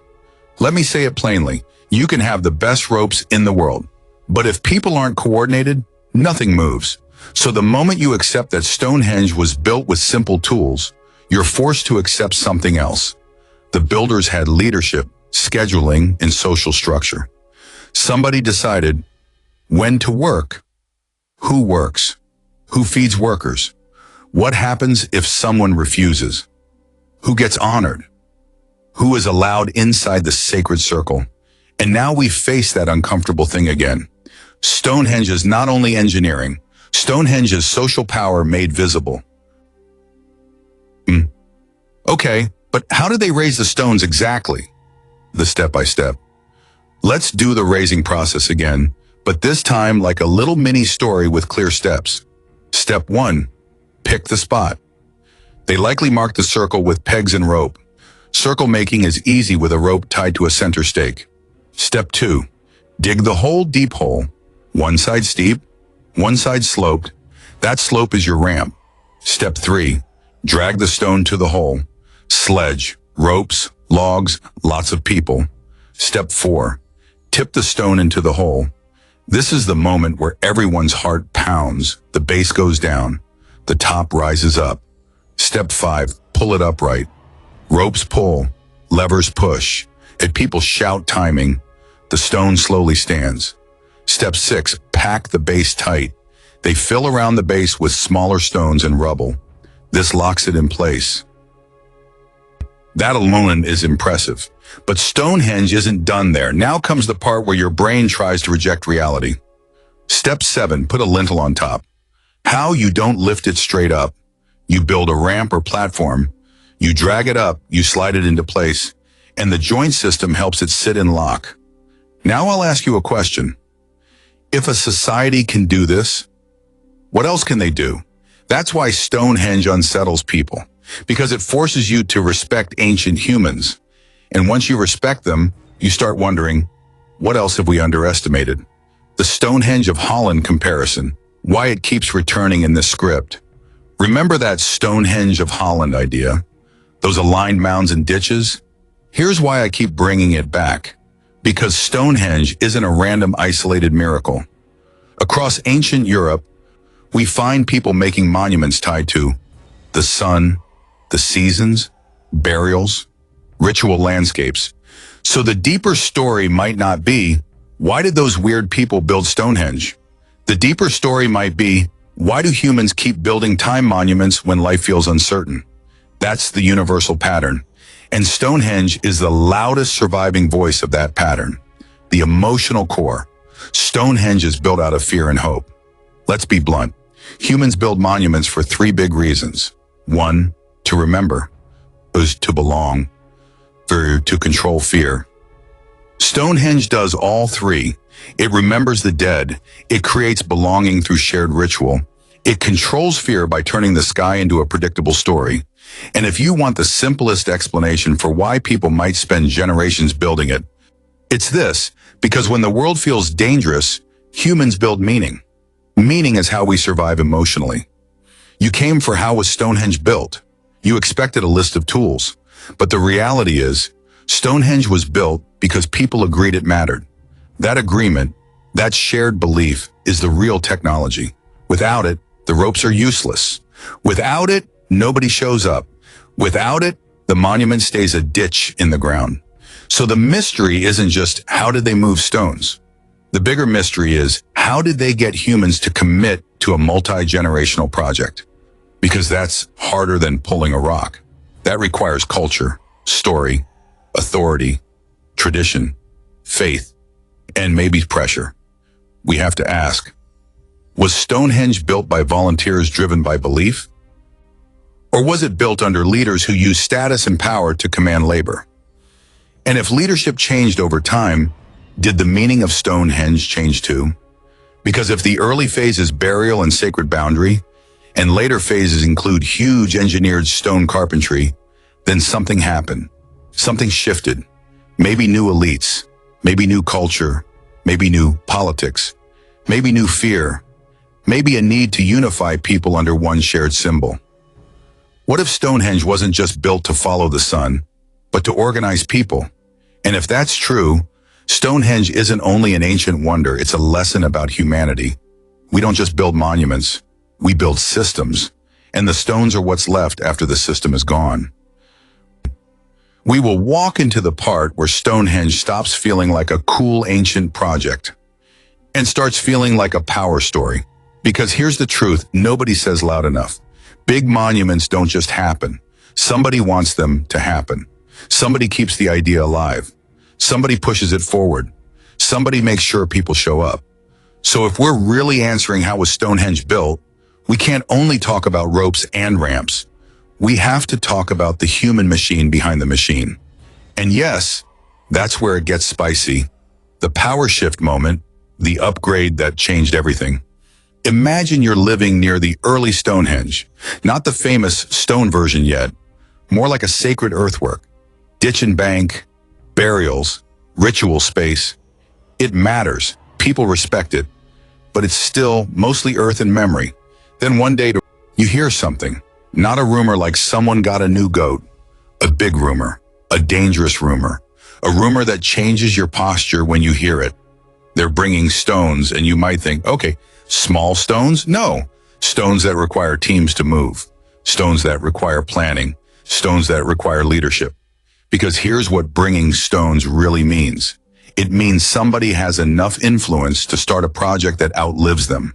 And that is not a small thing. So this is the first big reveal of this section. Stonehenge wasn't built only by muscle. Stonehenge was built by social permission. People had to agree, or obey, or both. And that's why the question who built Stonehenge is never just about which tribe. It's about what kind of society could do this. The simplest way to understand the builders, who could organize this? Let's make it super simple. To build Stonehenge, you need a plan, tools, materials, time, food, workers, coordination, and a reason strong enough to survive arguments. Because trust me, there were arguments. If you think modern group chats are messy, imagine the Stone Age version. Why are we doing this? My back hurts. Why does your cousin get to stand near the center? Who decided the stones must be that big? I'm not pulling that rope again unless there's food first. So how do you hold a project together through all that? That's where leadership comes in. Not necessarily kings with crowns, but people with influence. People who can persuade, reward, punish, inspire, or organize. Now here's the suspense question. Was Stonehenge built by a united community or built under rising elites who could command labor? Because depending on the answer, the monument changes mood. Same stones, different feeling. Stonehenge might be less temple and more state project. Let me stir the pot properly. A lot of people want Stonehenge to be purely spiritual, a sacred circle made by peaceful ancestors who just love the sun and each other. That's a nice story, but there's another possibility. Stonehenge could be a state-building project, not a modern state, but the early version of it, a growing society trying to create unity, order, identity, and hierarchy. Think about it. A huge project creates shared identity. Shared identity makes people easier to organize. Organization creates power. Power creates bigger projects. It's a loop, and monuments often sit right in the middle of that loop. So yes, Stonehenge may be a holy marvel, but it might also be an early example of humans discovering something dangerous. If we can make people believe in a shared symbol, we can make them move mountains, literally. That's one of the darker secrets of Stonehenge. Not supernatural, social. How Stonehenge was constructed, the parts we forget, quarrying and shaping. Okay, now let's zoom into a part people skip because it's not as glamorous as standing stones, but it's actually where the builders show their intelligence. Quarrying before you move anything, you have to choose and extract it. So imagine you're at a stone source area. You find a Sarsen you want, you don't have metal saws, you don't have diamond blades. So what do? You use hammer stones, hard stones used to pound and chip, wedges, wooden or stone wedges, fire and water methods, heating rock, then cooling to crack it, possible in some settings. Repeated patient impact. Now here's the emotional part. Quarrying is slow, it's loud, it's exhausting, and it's easy to injure yourself. So when you ask, how was Stonehenge built, remember, it wasn't just the final construction site, it was multiple sites, multiple stages, multiple risks, shaping. And shaping is the part that should make you stop and blink, because the Sarsens weren't left as natural chunks. They were shaped, smoothed, fitted. They made them work together like a design system. That means somebody had an eye for geometry. Somebody cared about the look, about symmetry, about consistency. That's not primitive, that's craftsmanship. That's why Stonehenge belongs among ancient wonders, not because it's mysterious, because it's intentional. The measurement moment. How do you build a circle without modern tools? Let's answer it like we're in a schoolyard. If you want a perfect-ish circle, then you need one stake in the center, one rope, a marker at the other end. You keep the rope tight and walk around. Boom, circle. Now you want evenly spaced stones? You measure with the rope. You mark positions with stakes. You adjust. You check again. And you do something humans are great at. You correct mistakes over time. People assume ancient builders got everything right the first time. No, they probably got things good enough. then refined over years. That's how real building works. So when someone says Stonehenge facts, here's one. Stonehenge is not one perfect moment. It's a long process of human correction. The sound idea, a small mystery people love. Now, I'm not saying this is proven like math, but I'll tell you why people keep talking about sound at Stonehenge. Because when you stand among stones, you notice something. Sound behaves differently. Echoes change. Voices feel contained. It can feel like the circle holds sound. So some people wonder, could it have been designed for chanting, drumming, ceremony? Could the stones amplify the feeling? It's possible. And even if it wasn't planned, it could still have been discovered. Humans notice when places feel different. And once a place feels different, humans assign meaning. So here's the suspense question. What if Stonehenge became sacred not only because of the sky, but because it felt powerful to stand inside? That's not magic. That's psychology. And humans have always been vulnerable to atmosphere. The big reveal that makes the timeline click. Stonehenge is a project of identity. Here's the hidden payoff you might not notice until now. Stonehenge is not just engineering, it's identity built in stone. Think of it like this. If different groups across a region come together sometimes, they need shared rituals to avoid chaos. They need shared rules. They need shared moments. They need shared reasons to gather. Stonehenge can provide that. So the question becomes, did Stonehenge help create we? And if yes, that explains why it keeps being upgraded. Because as we grows, the symbol must grow too. Small sacred circle becomes bigger sacred circle. Earthwork becomes stones. Bluestones become Sarsens. Simple becomes iconic. And once it's iconic, nobody wants to be the generation that lets it fade. So they keep building and building and building. That's how multi-generational monuments happen. That's a key part of how old is Stonehenge, not just the date, but the long human commitment behind it. Where is Stonehenge? And why the location isn't random? Stonehenge is in England on Salisbury Plain.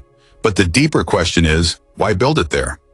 Wide open land, big horizon, visible sky. That matters if you're aligning with the sun. It also matters if you want a gathering place visible from far away, a central zone, a neutral ground, a place people can approach. So location is part of the design. And the plain itself becomes part of the experience. That's one reason Stonehenge feels dramatic. It's like a stage with no roof, just sky and the big how question people whisper. Without the wheel? Let's address the famous line, how did they build Stonehenge without the wheel? First, wheels existed in other regions by then, but usage and spread vary. And for a lot of this context, what matters is they didn't have modern wheel transport or roads. Second, even if you have wheels, moving huge stones over uneven land is still hard. Wheels can get stuck, axles break, roads don't exist.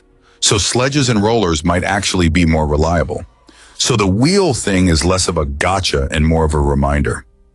They did it the hard way, which is why it impresses us and why people keep searching mysteries. How was Stonehenge built? And let's do the construction day scene so it feels real. Okay, close your eyes for a second. You're on the plain. It's early morning. The air is sharp. The ground is damp. You can smell smoke from fires. People are gathering. You see ropes coiled like sleeping snakes. You see wooden rollers lined up. You see a sledge, and then you see it. The stone. It doesn't look like a stone. It looks like a sleeping animal. Heavy, quiet, impossible. A leader steps forward. Maybe not in fancy clothes. Maybe just in confidence. They speak. People respond. The rope teams line up. Hands grab, feet brace, and then the first pull, nothing. The second pull, a shift, a tiny sound, wood groaning, people shouting, and then the stone moves, just a little.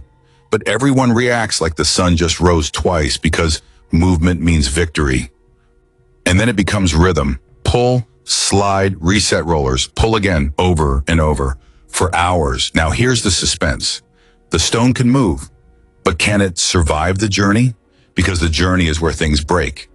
And if a stone cracks, That's not just a material loss. That's a spiritual disaster, if the stone is sacred. So every mile becomes a test. Every slope becomes fear. Every river becomes a nightmare. That's part of the drama of how was Stonehenge built. Not one heroic moment, 1,000 risky moments. So the river problem, the part nobody wants to solve. If stones traveled long distances, like Bluestones from Wales, you have to deal with rivers and water crossings. How? Possible methods: rafts, boats, dragging along shorelines, using tidal movements, short water crossings where it's manageable. But here's the thing, water is dangerous, even now.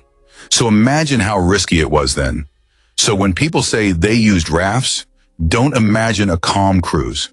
Imagine panic. Imagine coordination.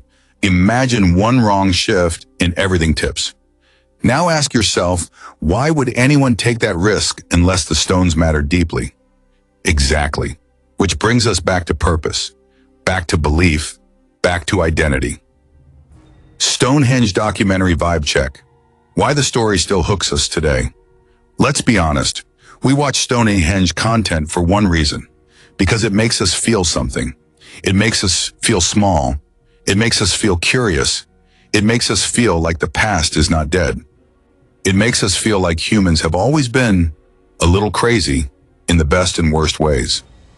We build huge things to make life feel meaningful. We still do it. Skyscrapers, stadiums, temples, cathedrals, big national monuments, different materials, same human instinct. So Stonehenge is like a mirror across time. That's why it's addictive. That's why you're still reading. The one question that decides everything: if Stonehenge was a symbol of unity, why did they bring stones from far away? Why not use local stones only? Why go through that pain? That's the question that decides which Stonehenge theory you believe. Because faraway stones suggest one of two things. One, the stones themselves were sacred, their origin mattered. Two, the journey was the ritual, the act of bringing them mattered. And both options are powerful. Option one says, this stone is holy because of where it comes from. Option two says, this stone becomes holy because we suffered to bring it. And humans do both. We still do both. We keep souvenirs from important places. We also value things more when they cost us effort. That's psychology. That's ritual. That's Stonehenge. The mystery of the Stonehenge is revealed moment, but in a real way. If I had to say it in a way that doesn't sound like clickbait, it's this. The building method is not supernatural. It's human engineering plus social organization.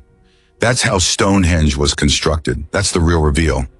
So yes, in a grounded sense, the mystery of the Stonehenge is revealed, at least the mechanical side. But the emotional side, the meaning side, that stays mysterious because we can't read their minds. We can only read their choices. And their biggest choice was, we will build something that lasts. That's the kind of choice that echoes. A quick mention, discover the Stonehenge of Holland and why it supports the bigger pattern. And remember that Stonehenge of Holland idea? It supports the bigger pattern. Across ancient Europe, people built ritual landscapes tied to the sky and burials. So Stonehenge may be the most famous example of a widespread human habit. When time feels dangerous, humans mark it. When death feels painful, humans build memory. When society feels fragile, humans build unity. So yes, Stonehenge is an ancient wonder, but it's also a very normal human thing, just at an insane scale. Please kindly subscribe to this channel. It keeps the channel motivated. If you're enjoying this and you want the next part, where we go into the most debated purpose theories, the solstice ceremonies, the idea of Stonehenge as a healing center versus a political center, in the clearest step-by-step timeline recap that ties everything together. Because the next section is where we stop circling the mystery and start pinning it down. And if you built Stonehenge today, right now, with modern tools, it would still be expensive. It would still take planning. It would still take politics. It would still take organization. So what does it say about the ancient builders? That they did it anyway. And here's the cliffhanger. What if Stonehenge wasn't built to impress the future? What if it was built because the present was terrifying? What if it was built to make people feel like the world had order? Like the sun could be trusted, like winter wouldn't win forever. And if that's true, then Stonehenge isn't just a stone circle in England. It's not just historical. It's not just one of the ancient wonders. It's a human survival strategy made visible. And in the next section, we're going to walk directly into the winter solstice ceremony, scene by scene, and test the idea that Stonehenge wasn't just built with ropes, but built with the most powerful force humans have. Right about, we're going to do what Stonehenge itself does. We're going to slow down. We're going to stand in the cold. We're going to look at the sky, and we're going to know why this place became one of the biggest ancient wonders people still argue about. Because right now, we're not just talking about rocks. We're talking about the moment those rocks meant something. And that's the part that makes the title hit. How was Stonehenge built? Not only with rope, not only with ramps, but with a human need so strong it can move stone. The winter solstice scene, the real heart of the Stonehenge mystery. Picture it. No camera crews, no phone lights, no buses, no gift shop closes at 5, just wind and feet on frozen ground. It's winter solstice time. The longest night has been chewing on everyone for weeks. Food is low. The air feels sharp enough to bite. And then people start walking, not rushing, not talking much, because this isn't a normal walk. This is a serious walk, a don't mess around walk. You can almost feel the difference before you even see the monument. Then it appears, Stonehenge, a silhouette against a pale sky. And whether you think it's a temple, a calendar, or a political flex, it's hard not to feel a little quiet inside, because the stones look like they're waiting, like they've seen this moment before, thousands of times. Now imagine a child standing near a parent. The child whispers, "Why are we here?" And the parent doesn't answer like a teacher. They answer like a human being. They say something simple, something like, "Because the sun comes back." That's it. That sentence alone could build a monument. Because when life feels scary, humans hold on to patterns. And winter solstice is the biggest pattern of all. Even the darkest season turns. So when you ask, how was Stonehenge built? Part of the answer might be, it was built to make people believe that a turning point was real, to make hope visible. Okay, but what did the ceremony look like? No fluff, just realistic possibilities. Let's stay honest. We don't have a video recording from 2500 BCE.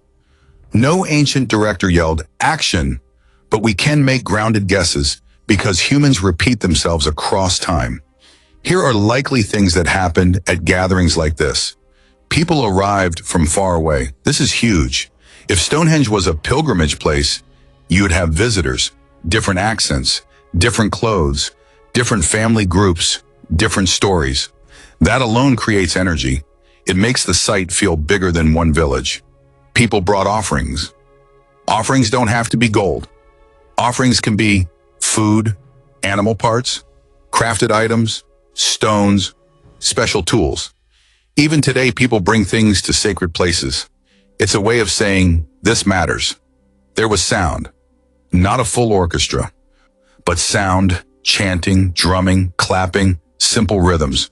Rhythm does something to the brain. It makes groups feel like one body.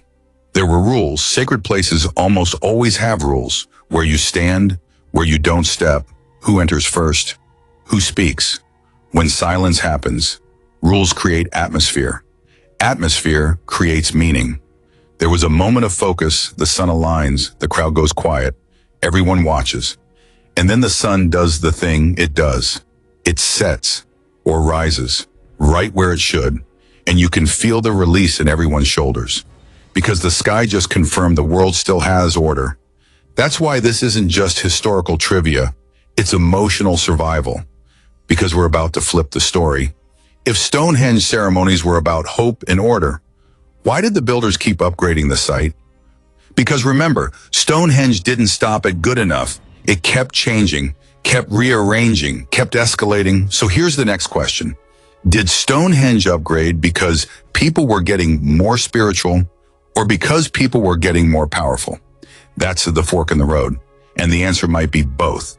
The who built Stonehenge question, but said properly, when people say who built Stonehenge, most want a neat label. one tribe, one culture, one mastermind with a cool beard. But Stonehenge refuses neatness. The most honest answer is Stonehenge was built by generations.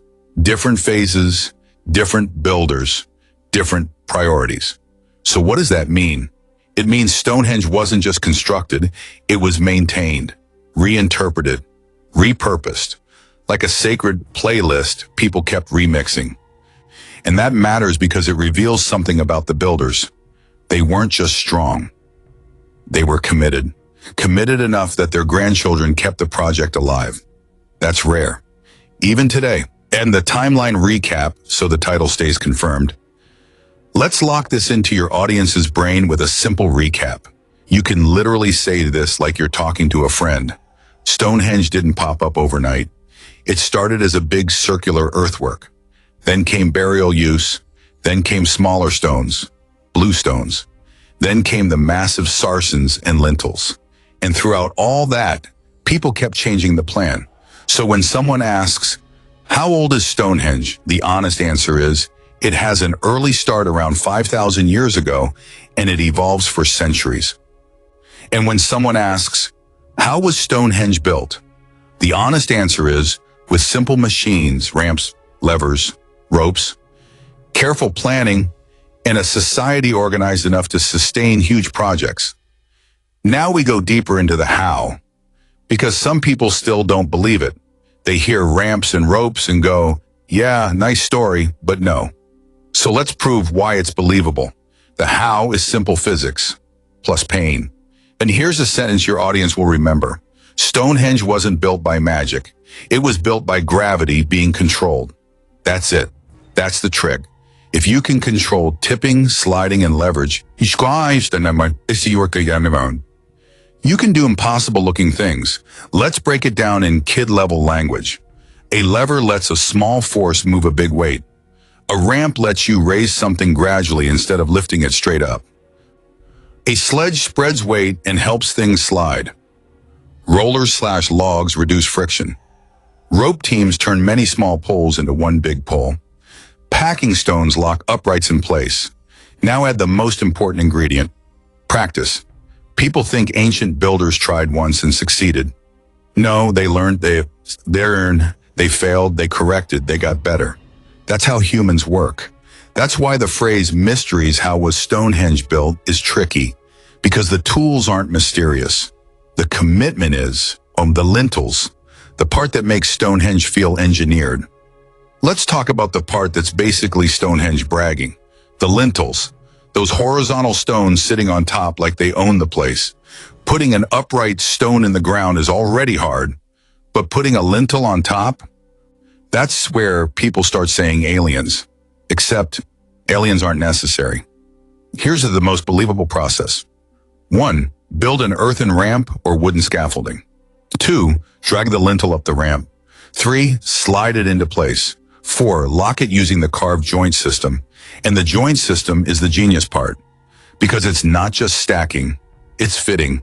It's carpentry thinking, but with stone. That's one of the biggest Stonehenge facts that makes people go quiet.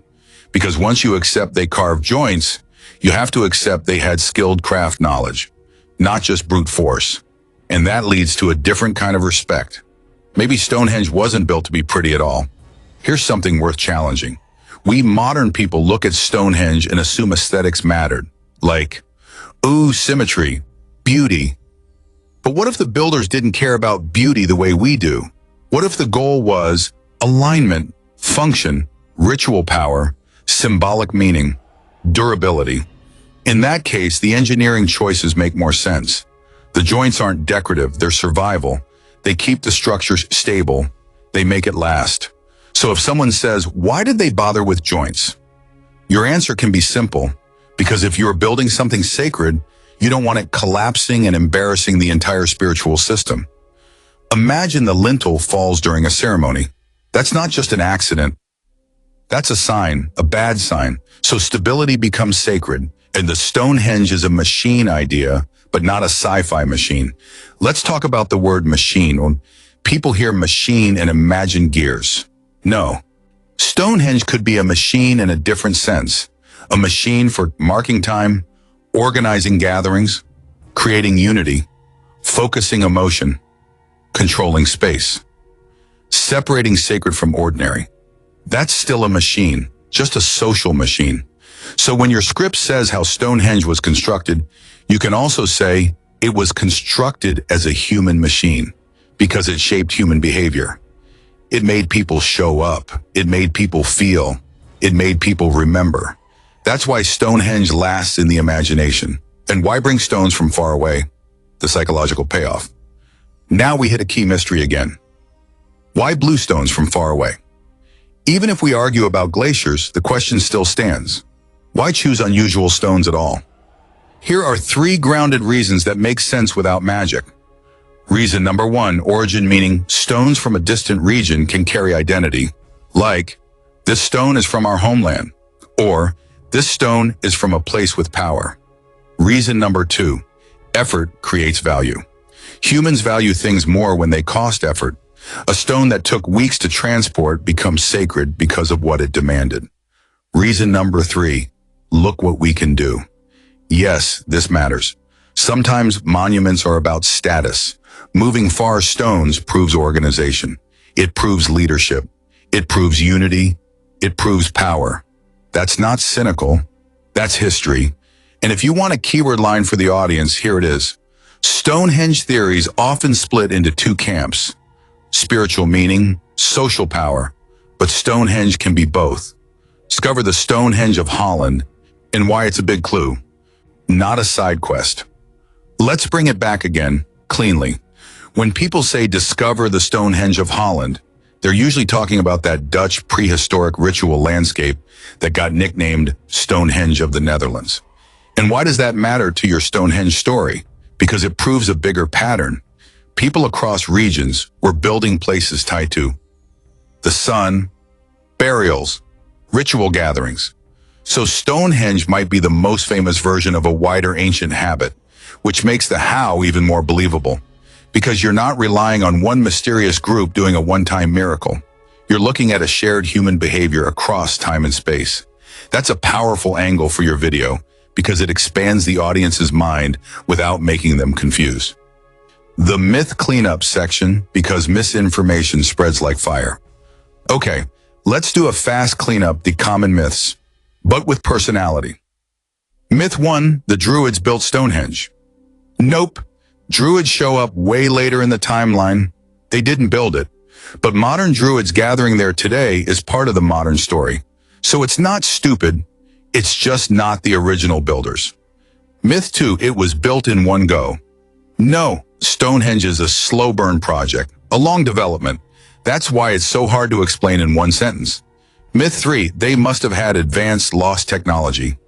Not necessary. Everything can be explained by simple machines, planning, organization, and time is the cheat code. If you have centuries, you can do a lot. Myth 4, aliens did it. I mean, aliens would probably build something with fewer back injuries, so I doubt it. Also, humans are perfectly capable of doing insane things when they believe. No aliens required. At the Stonehenge documentary moment, let's make the audience feel the scale. Imagine you're standing at where is Stonehenge? Salisbury Plain, England. Now imagine the stones aren't old ruins yet. They're new, freshly erected, clean edges, sharp shapes. Sunlight hits them and they throw long shadows like giant clock hands across the grass.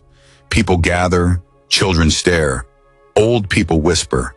Leaders stand near the center, and everyone feels the same thought. We did this. That feeling is the real cement. That's how you keep a project alive for the generations, because success becomes identity, and identity becomes tradition. The most chilling question is, what if Stonehenge wasn't built primarily to track the sun, but to track people? To control movement, to create a sacred boundary, to separate insiders from outsiders, leaders from followers, allowed from not allowed. Because monuments can be spiritual and also controlling. That's not an insult, it's a pattern. So the next part of this script leans into that tension. Stonehenge as comfort and Stonehenge as control. and the stones won't tell you which one it was. You have to read the human logic behind it and the secrets of Stonehenge that feel real, not supernatural. Let's list a few secrets that are actually believable. Secret 1. The secret is repetition. A lot of what seems impossible becomes possible when you repeat it for generations. Secret 2. The secret is planting markers, ropes, stakes, sightlines, simple tools, serious minds. Secret 3. The secret is labor organization. You don't need machines if you can coordinate people. Secret 4. The secret is meaning. People don't suffer for nothing. Meaning is fuel. Secret 5. The secret is that the monument changed. If you treat Stonehenge like one moment, it's confusing. If you treat it like a long story, it starts to make sense. And that leads perfectly into the keyword line. The mystery of the Stonehenge is revealed, not because we have one magic answer, but because the story becomes readable when you stop expecting one simple explanation. Now here are some answers to the questions below. How was Stonehenge built? With levers, ramps, ropes, sledges, joints, and organization. How old is Stonehenge? Early phases about 5,000 years ago, major stone phases later. It evolved over centuries. Who built Stonehenge? Multiple generations and groups across phases, not druids. Where is Stonehenge? Salisbury Plain, England. Why is it still a mystery? Because purpose is harder to prove than method. If Stonehenge is built around the sun, then it's built around time. And if it's built around burials, then it's built around death. So Stonehenge sits right between the two biggest human fears, time passing and people disappearing. Now imagine this. A family walks into the circle on a solstice. They stand where their grandparent has stood. They watch the same sky. They repeat the same ritual words. And in that moment, they feel like they've escaped time for a second. Like the dead are still close. Like the world has order. Like life isn't just random suffering. That's powerful. That's why people still feel something there today. What if Stonehenge wasn't built as a monument? What if it was built as a bridge? A bridge between the living and the dead, darkness and light, fear and hope, chaos and order. And if that's true, then the final how isn't rope, it's belief. And the next part of this script is where we test that belief against the evidence, step by step. So the audience walks away feeling like they finally understand why the Stonehenge mystery refuses to die. The wind is louder now, not cute windy. I mean the kind of wind that makes your ears sting and your eyes water.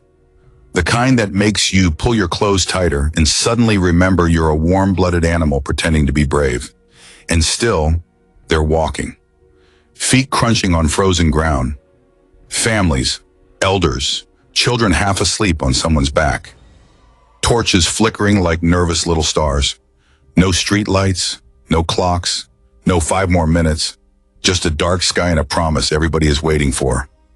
Because tonight is the night, the long night, the turning night, the winter solstice, and Stonehenge is waiting like it always does. Big, silent, unbothered, like it knows something you don't. This is the moment where the whole Stonehenge mystery stops being a history topic and turns into a feeling in your chest. And the winter solstice climax, the moment the stones work. They reach the circle and the mood shifts. You can tell even without words. Because sacred places have a different kind of silence. Not empty silence. Heavy silence. Like the air is holding its breath. A leader steps forward, not necessarily wearing gold or anything dramatic. Sometimes authority is just the way people make space for you. They lift a hand, everyone goes quieter. You hear tiny sounds you didn't notice before. A baby cough, a torch crackle, someone's stomach growling like it's angry at the universe. And then the leader speaks, soft at first, then steady. Not long fancy speeches, simple words. Words a child can understand, words that land like stones. Watch. Everybody faces the same direction, the horizon, the place where the sun will do what it always does, if it can be trusted. And here's the truth. In that world, trusting the sun isn't automatic, it's survival. So the sun begins to lower.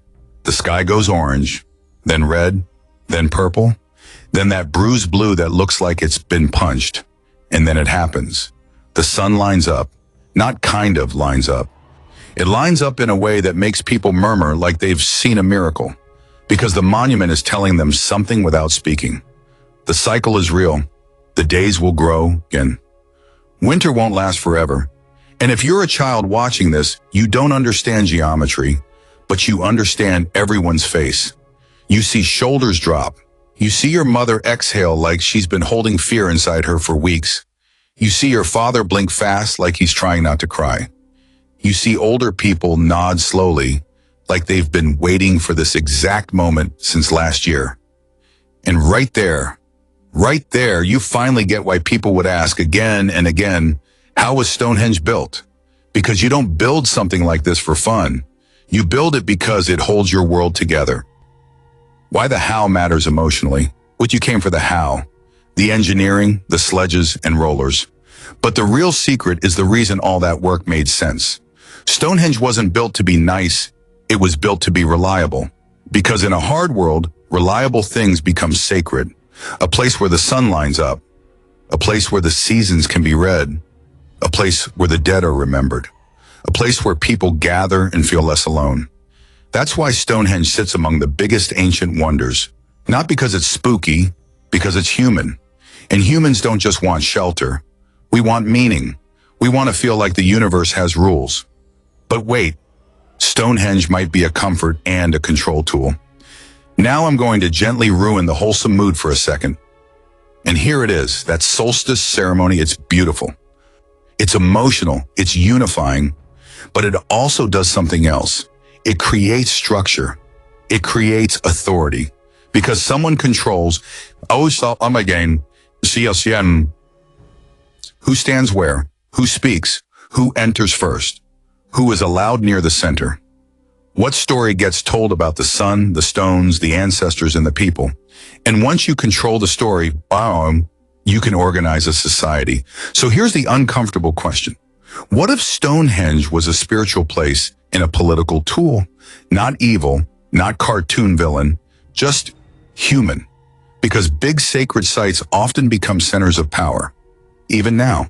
So if you're asking who built Stonehenge, you also have to ask who benefited from it, who gained status, who became important because they were close to the stones, who got to say, this place proves I'm chosen. Now don't worry, we're not turning this into a conspiracy movie. We're just being honest. Meaning attracts power. Power loves meaning. That's why monuments last. And the Stonehenge machine idea, and why it's not sci-fi. Let's say it's simply Stonehenge can be a machine, not a gear machine, a people machine, a machine that gathers people at the same time each year, makes them cooperate, makes them share food, makes them share stories, makes them feel like one group, makes them accept rules. That's a machine, and it's powerful. So when your audience hears the keyword line, how Stonehenge was constructed, you can explain it in 2 layers. Layer 1, physical construction, ropes, ramps, levers, sledges, packing stones, carpentry-style joints. Layer 2, social construction, belief, ritual, leadership, tradition, shared identity. And here's a line that sticks. Stonehenge is built with stone, but powered by people. Okay, prove it. Give me the timeline again. Clean and satisfying. Let's do the timeline recap in a way that feels like aha, not like homework. Phase 1, the earthwork beginning. They mark out a giant circle. They dig a ditch and bank. They make a sacred boundary. They place pits, auger to holes. They begin burial use. This answers part of how old is Stonehenge. The earliest Stonehenge story starts around 5,000 years ago. Phase 2, the Bluestone chapter. Smaller stones appear. They're moved and rearranged over time. They may come from far away, which is why Stonehenge theories explode here. This is where the biggest how headache lives. Phase 3, Beschreibung. The Sarsen upgrade. The big stones arrive. They are shaped. They are raised with controlled tipping into holes. Lintels are placed using ramps/platforms. Stones are locked with joints. This is where Stonehenge becomes the iconic image people think of when they ask, where is Stonehenge? And picture that stone circle in England. Phase 4, rearrangements and continued use. The place keeps changing, meaning evolves, people keep gathering. The monument lives on for centuries as a living sacred center. So no, it wasn't one weekend project. It was a multi-generation commitment. And that commitment is one of the biggest Stonehenge facts you can give your audience. And the Bluestone argument returns because it's still the biggest mysteries how was Stonehenge built question. All right, we have to go back to the Bluestones because your audience will. They always do. They'll say, okay, fine. You explained the big stones from nearby, but what about the whale stones? And this is where you lean into honesty. We have the strong evidence linking many Bluestones to whales, but the exact travel story is debated. So you give them the two most believable options without acting like you're 100% sure. Option 1, humans moved them a long way over land, possibly partly by water. Sledges, ropes, teamwork, patience. Hard, but possible. Option 2, nature helped glaciers may have moved some stones closer long before humans used them. Humans then selected and transported them the rest of the way. And then you hit them with the simple truth. Either way, someone chose those stones, someone decided they mattered enough. And that's the real point, because you don't rearrange 2 4-ton stones again and again unless you care deeply. So yes, mysteries how was Stonehenge built stays alive mostly because of the Bluestones. And that's okay. Mystery is what keeps people listening. To cover the Stonehenge of Holland and why this is a sneaky key to understanding Stonehenge. Now let's bring back the Stonehenge of Holland angle in a way that feels helpful, not random.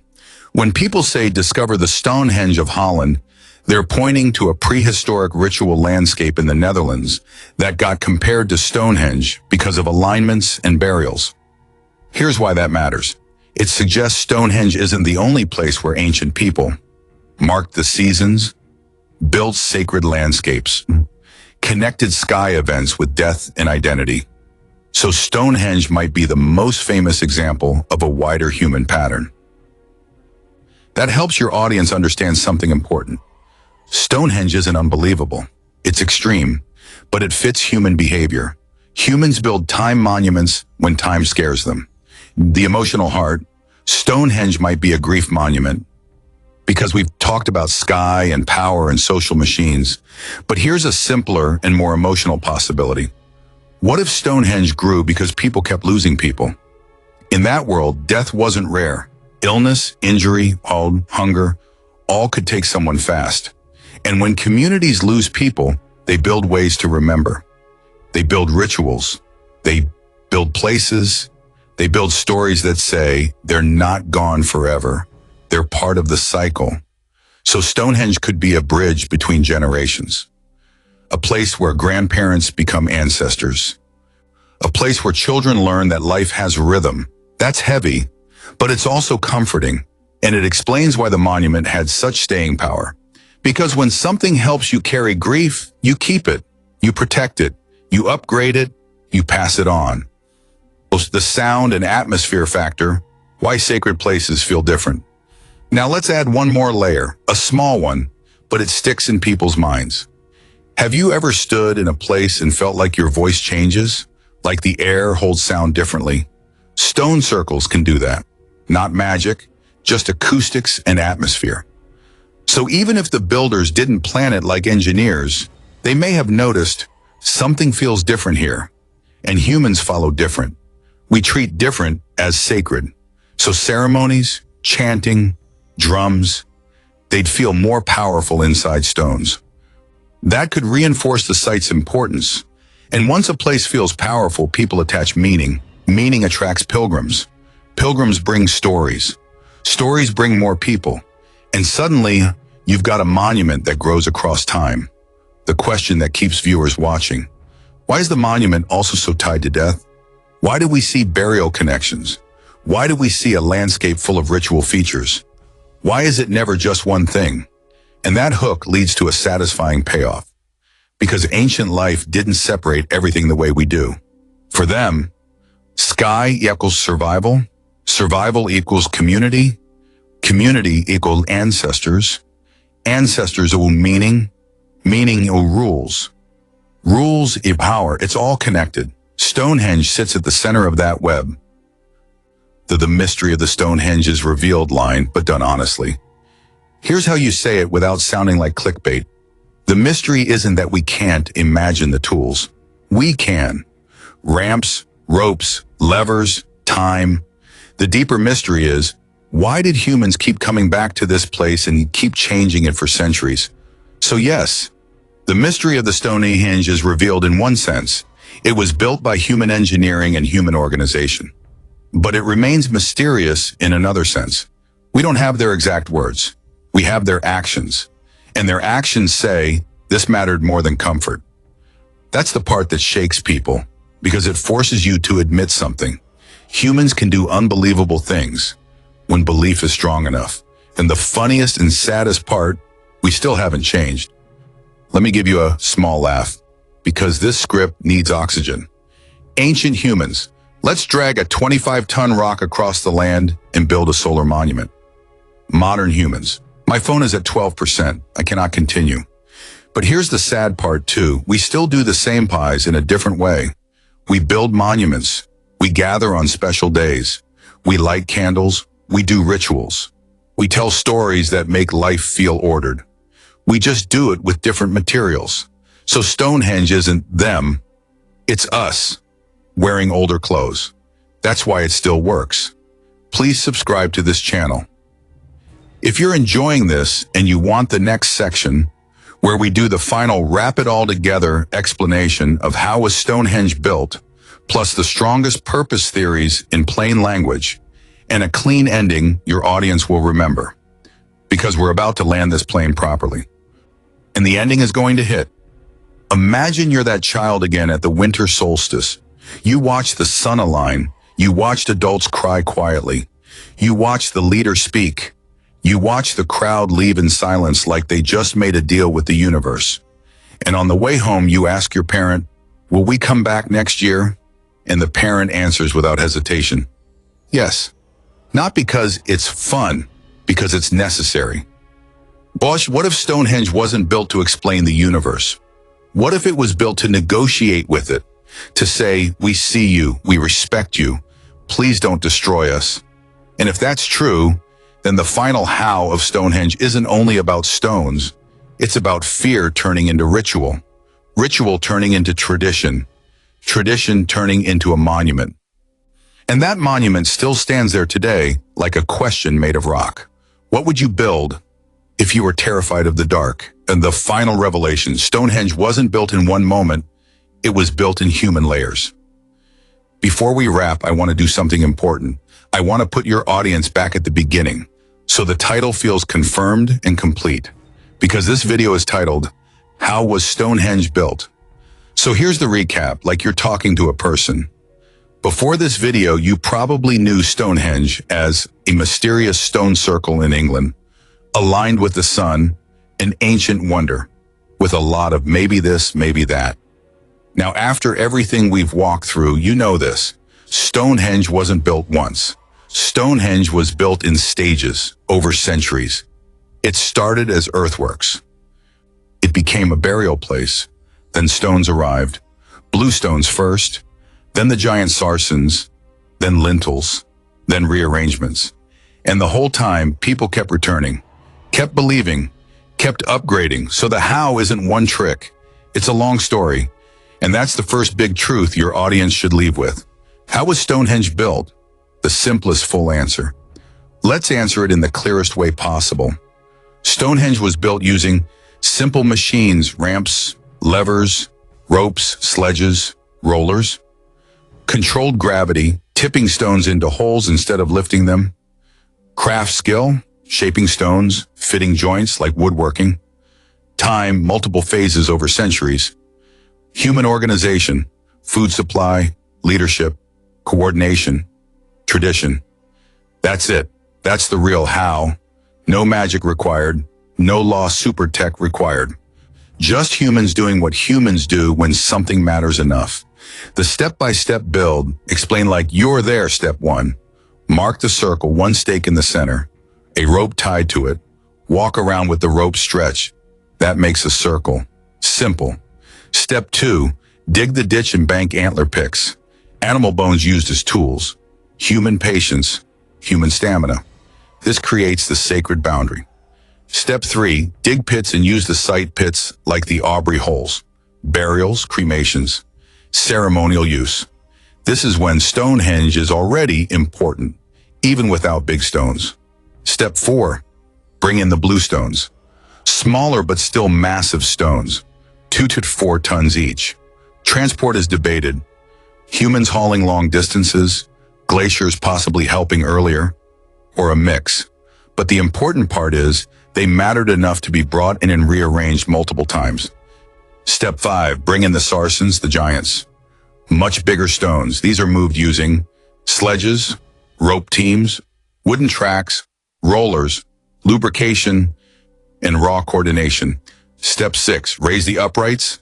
Dig a hole with a sloped ramp side. Tip the stone into the hole. Pull it upright with ropes and levers. Pack the base with rubble to lock it. Step 7, put lintels on top. Build ramps or platforms. Drag lintels upward. Slide them into place. Step 8, lock everything together with joints. Carve tenons, bumps on uprights. Carve mortises, holes in lintels. Fit them together like carpentry. Use tongue and groove connections between lintels. This makes the structure stable and lasting. Step 9, keep changing it. Rearrange stones, shift meanings, maintain the sacred landscape. Return every year. Stonehenge becomes a living site. That's how Stonehenge was constructed. Not as one perfect moment, as a long commitment. The biggest question after how, why did they bother? Now we shift to the part that keeps Stonehenge alive in people's heads. Because if you solve the how, you still have the why. And the why is where emotions live. Let's be honest, nobody pulls a multi-ton stone because they're bored. So why did they do it? Here are the strongest, most grounded Stonehenge theories, said in normal language. Stonehenge theories, the strongest why explanations. Theory 1, the sun and seasons. Stonehenge lines up with major solar moments, so it likely played a role in marking turning points of the year, not like a modern calendar with dates. More like, this is the moment the season changes. This is the turning. This is when we gather. For ancient people, seasons weren't decoration. Seasons were survival. So this theory is strong. Theory 2, a place for the dead and ancestors. The site has deep burial connections early on. That suggests Stonehenge wasn't just about the sky. It was about memory, honor, the relationship between the living and the dead. And if you think about it, that's exactly the kind of meaning that lasts for generations, because grief doesn't expire. Theory 3, a healing center, hope made physical. Some people believe the Bluestones were seen as special, possibly connected to healing beliefs. Even if that's debated, the human logic is clear. People travel for hope. People travel to places they believe are powerful. So whether Stonehenge healed bodies or not, it may have been a place where people sought healing emotionally and spiritually. Theory 4, unity and social bonding. Stonehenge could have been a gathering point for scattered communities, a place where people meet, feast, trade, marry, form alliances, settle disputes, and reinforce identity. In simple terms, a sacred meeting place. And if stones came from far regions, that could symbolize this place connects many lands. Theory 5, contrarian, a monument of power. This is the one people avoid because it makes the story darker. But it's possible. Monuments often show leadership, status, control, organization.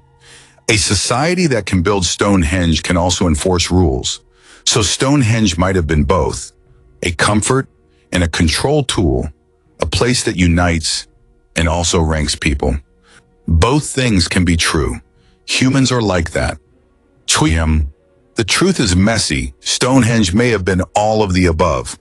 Here's what I think is the most honest answer your audience can handle without getting confused.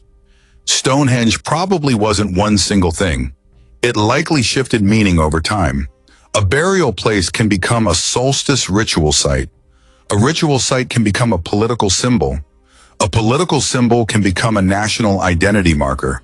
And because it lasted so long, it had time to collect meanings like layers of paint. That's why people still argue, because everyone wants one clean answer.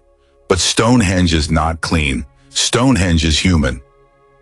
But what about the myths? Fast, clear, and respectful. Let's do a final myth cleanup, because your audience will ask. Druids? They didn't build it. The timeline doesn't match. But modern Druids and other groups gathering there today is part of Stonehenge's modern story. Merlin, giants, devils, cool stories. But we don't need them to explain the construction. The real story is strong enough without magic. Aliens? Listen, if aliens did it, they'd probably leave a user manual. Humans didn't, so I'm leaning human. Now we end this properly. I want your audience to feel something, because facts alone don't make people subscribe. Feelings do. So here's the heart of it. Stonehenge is older than empires, older than many written languages, older than the stories people tell about it, and it's still there, still standing, still pulling people in. And the reason it pulls people in isn't just engineering. It's because it touches something simple inside us. We want the world to make sense. We want time to have a rhythm. We want death to not feel meaningless. We want the dark to end. Stonehenge might have been built because people were afraid of winter, afraid of hunger, afraid of losing people, afraid of the sky doing something unpredictable. So they built something that made the sky feel readable. They built a place where people could gather and say, we're still here. That's why it's a holy marvel. Not because it's supernatural, because it's human courage under pressure. And if you lived in that world, no modern medicine, no stable food supply, no certainty, just seasons, sickness, and loss. What would you build? A house, a weapon, a wall? Or would you build a place that holds your community together? A place that turns fear into ritual, ritual into tradition, tradition into meaning, and meaning into survival. Because that might be what Stonehenge really is, a survival tool made out of stone. Let's close with one last clean recap.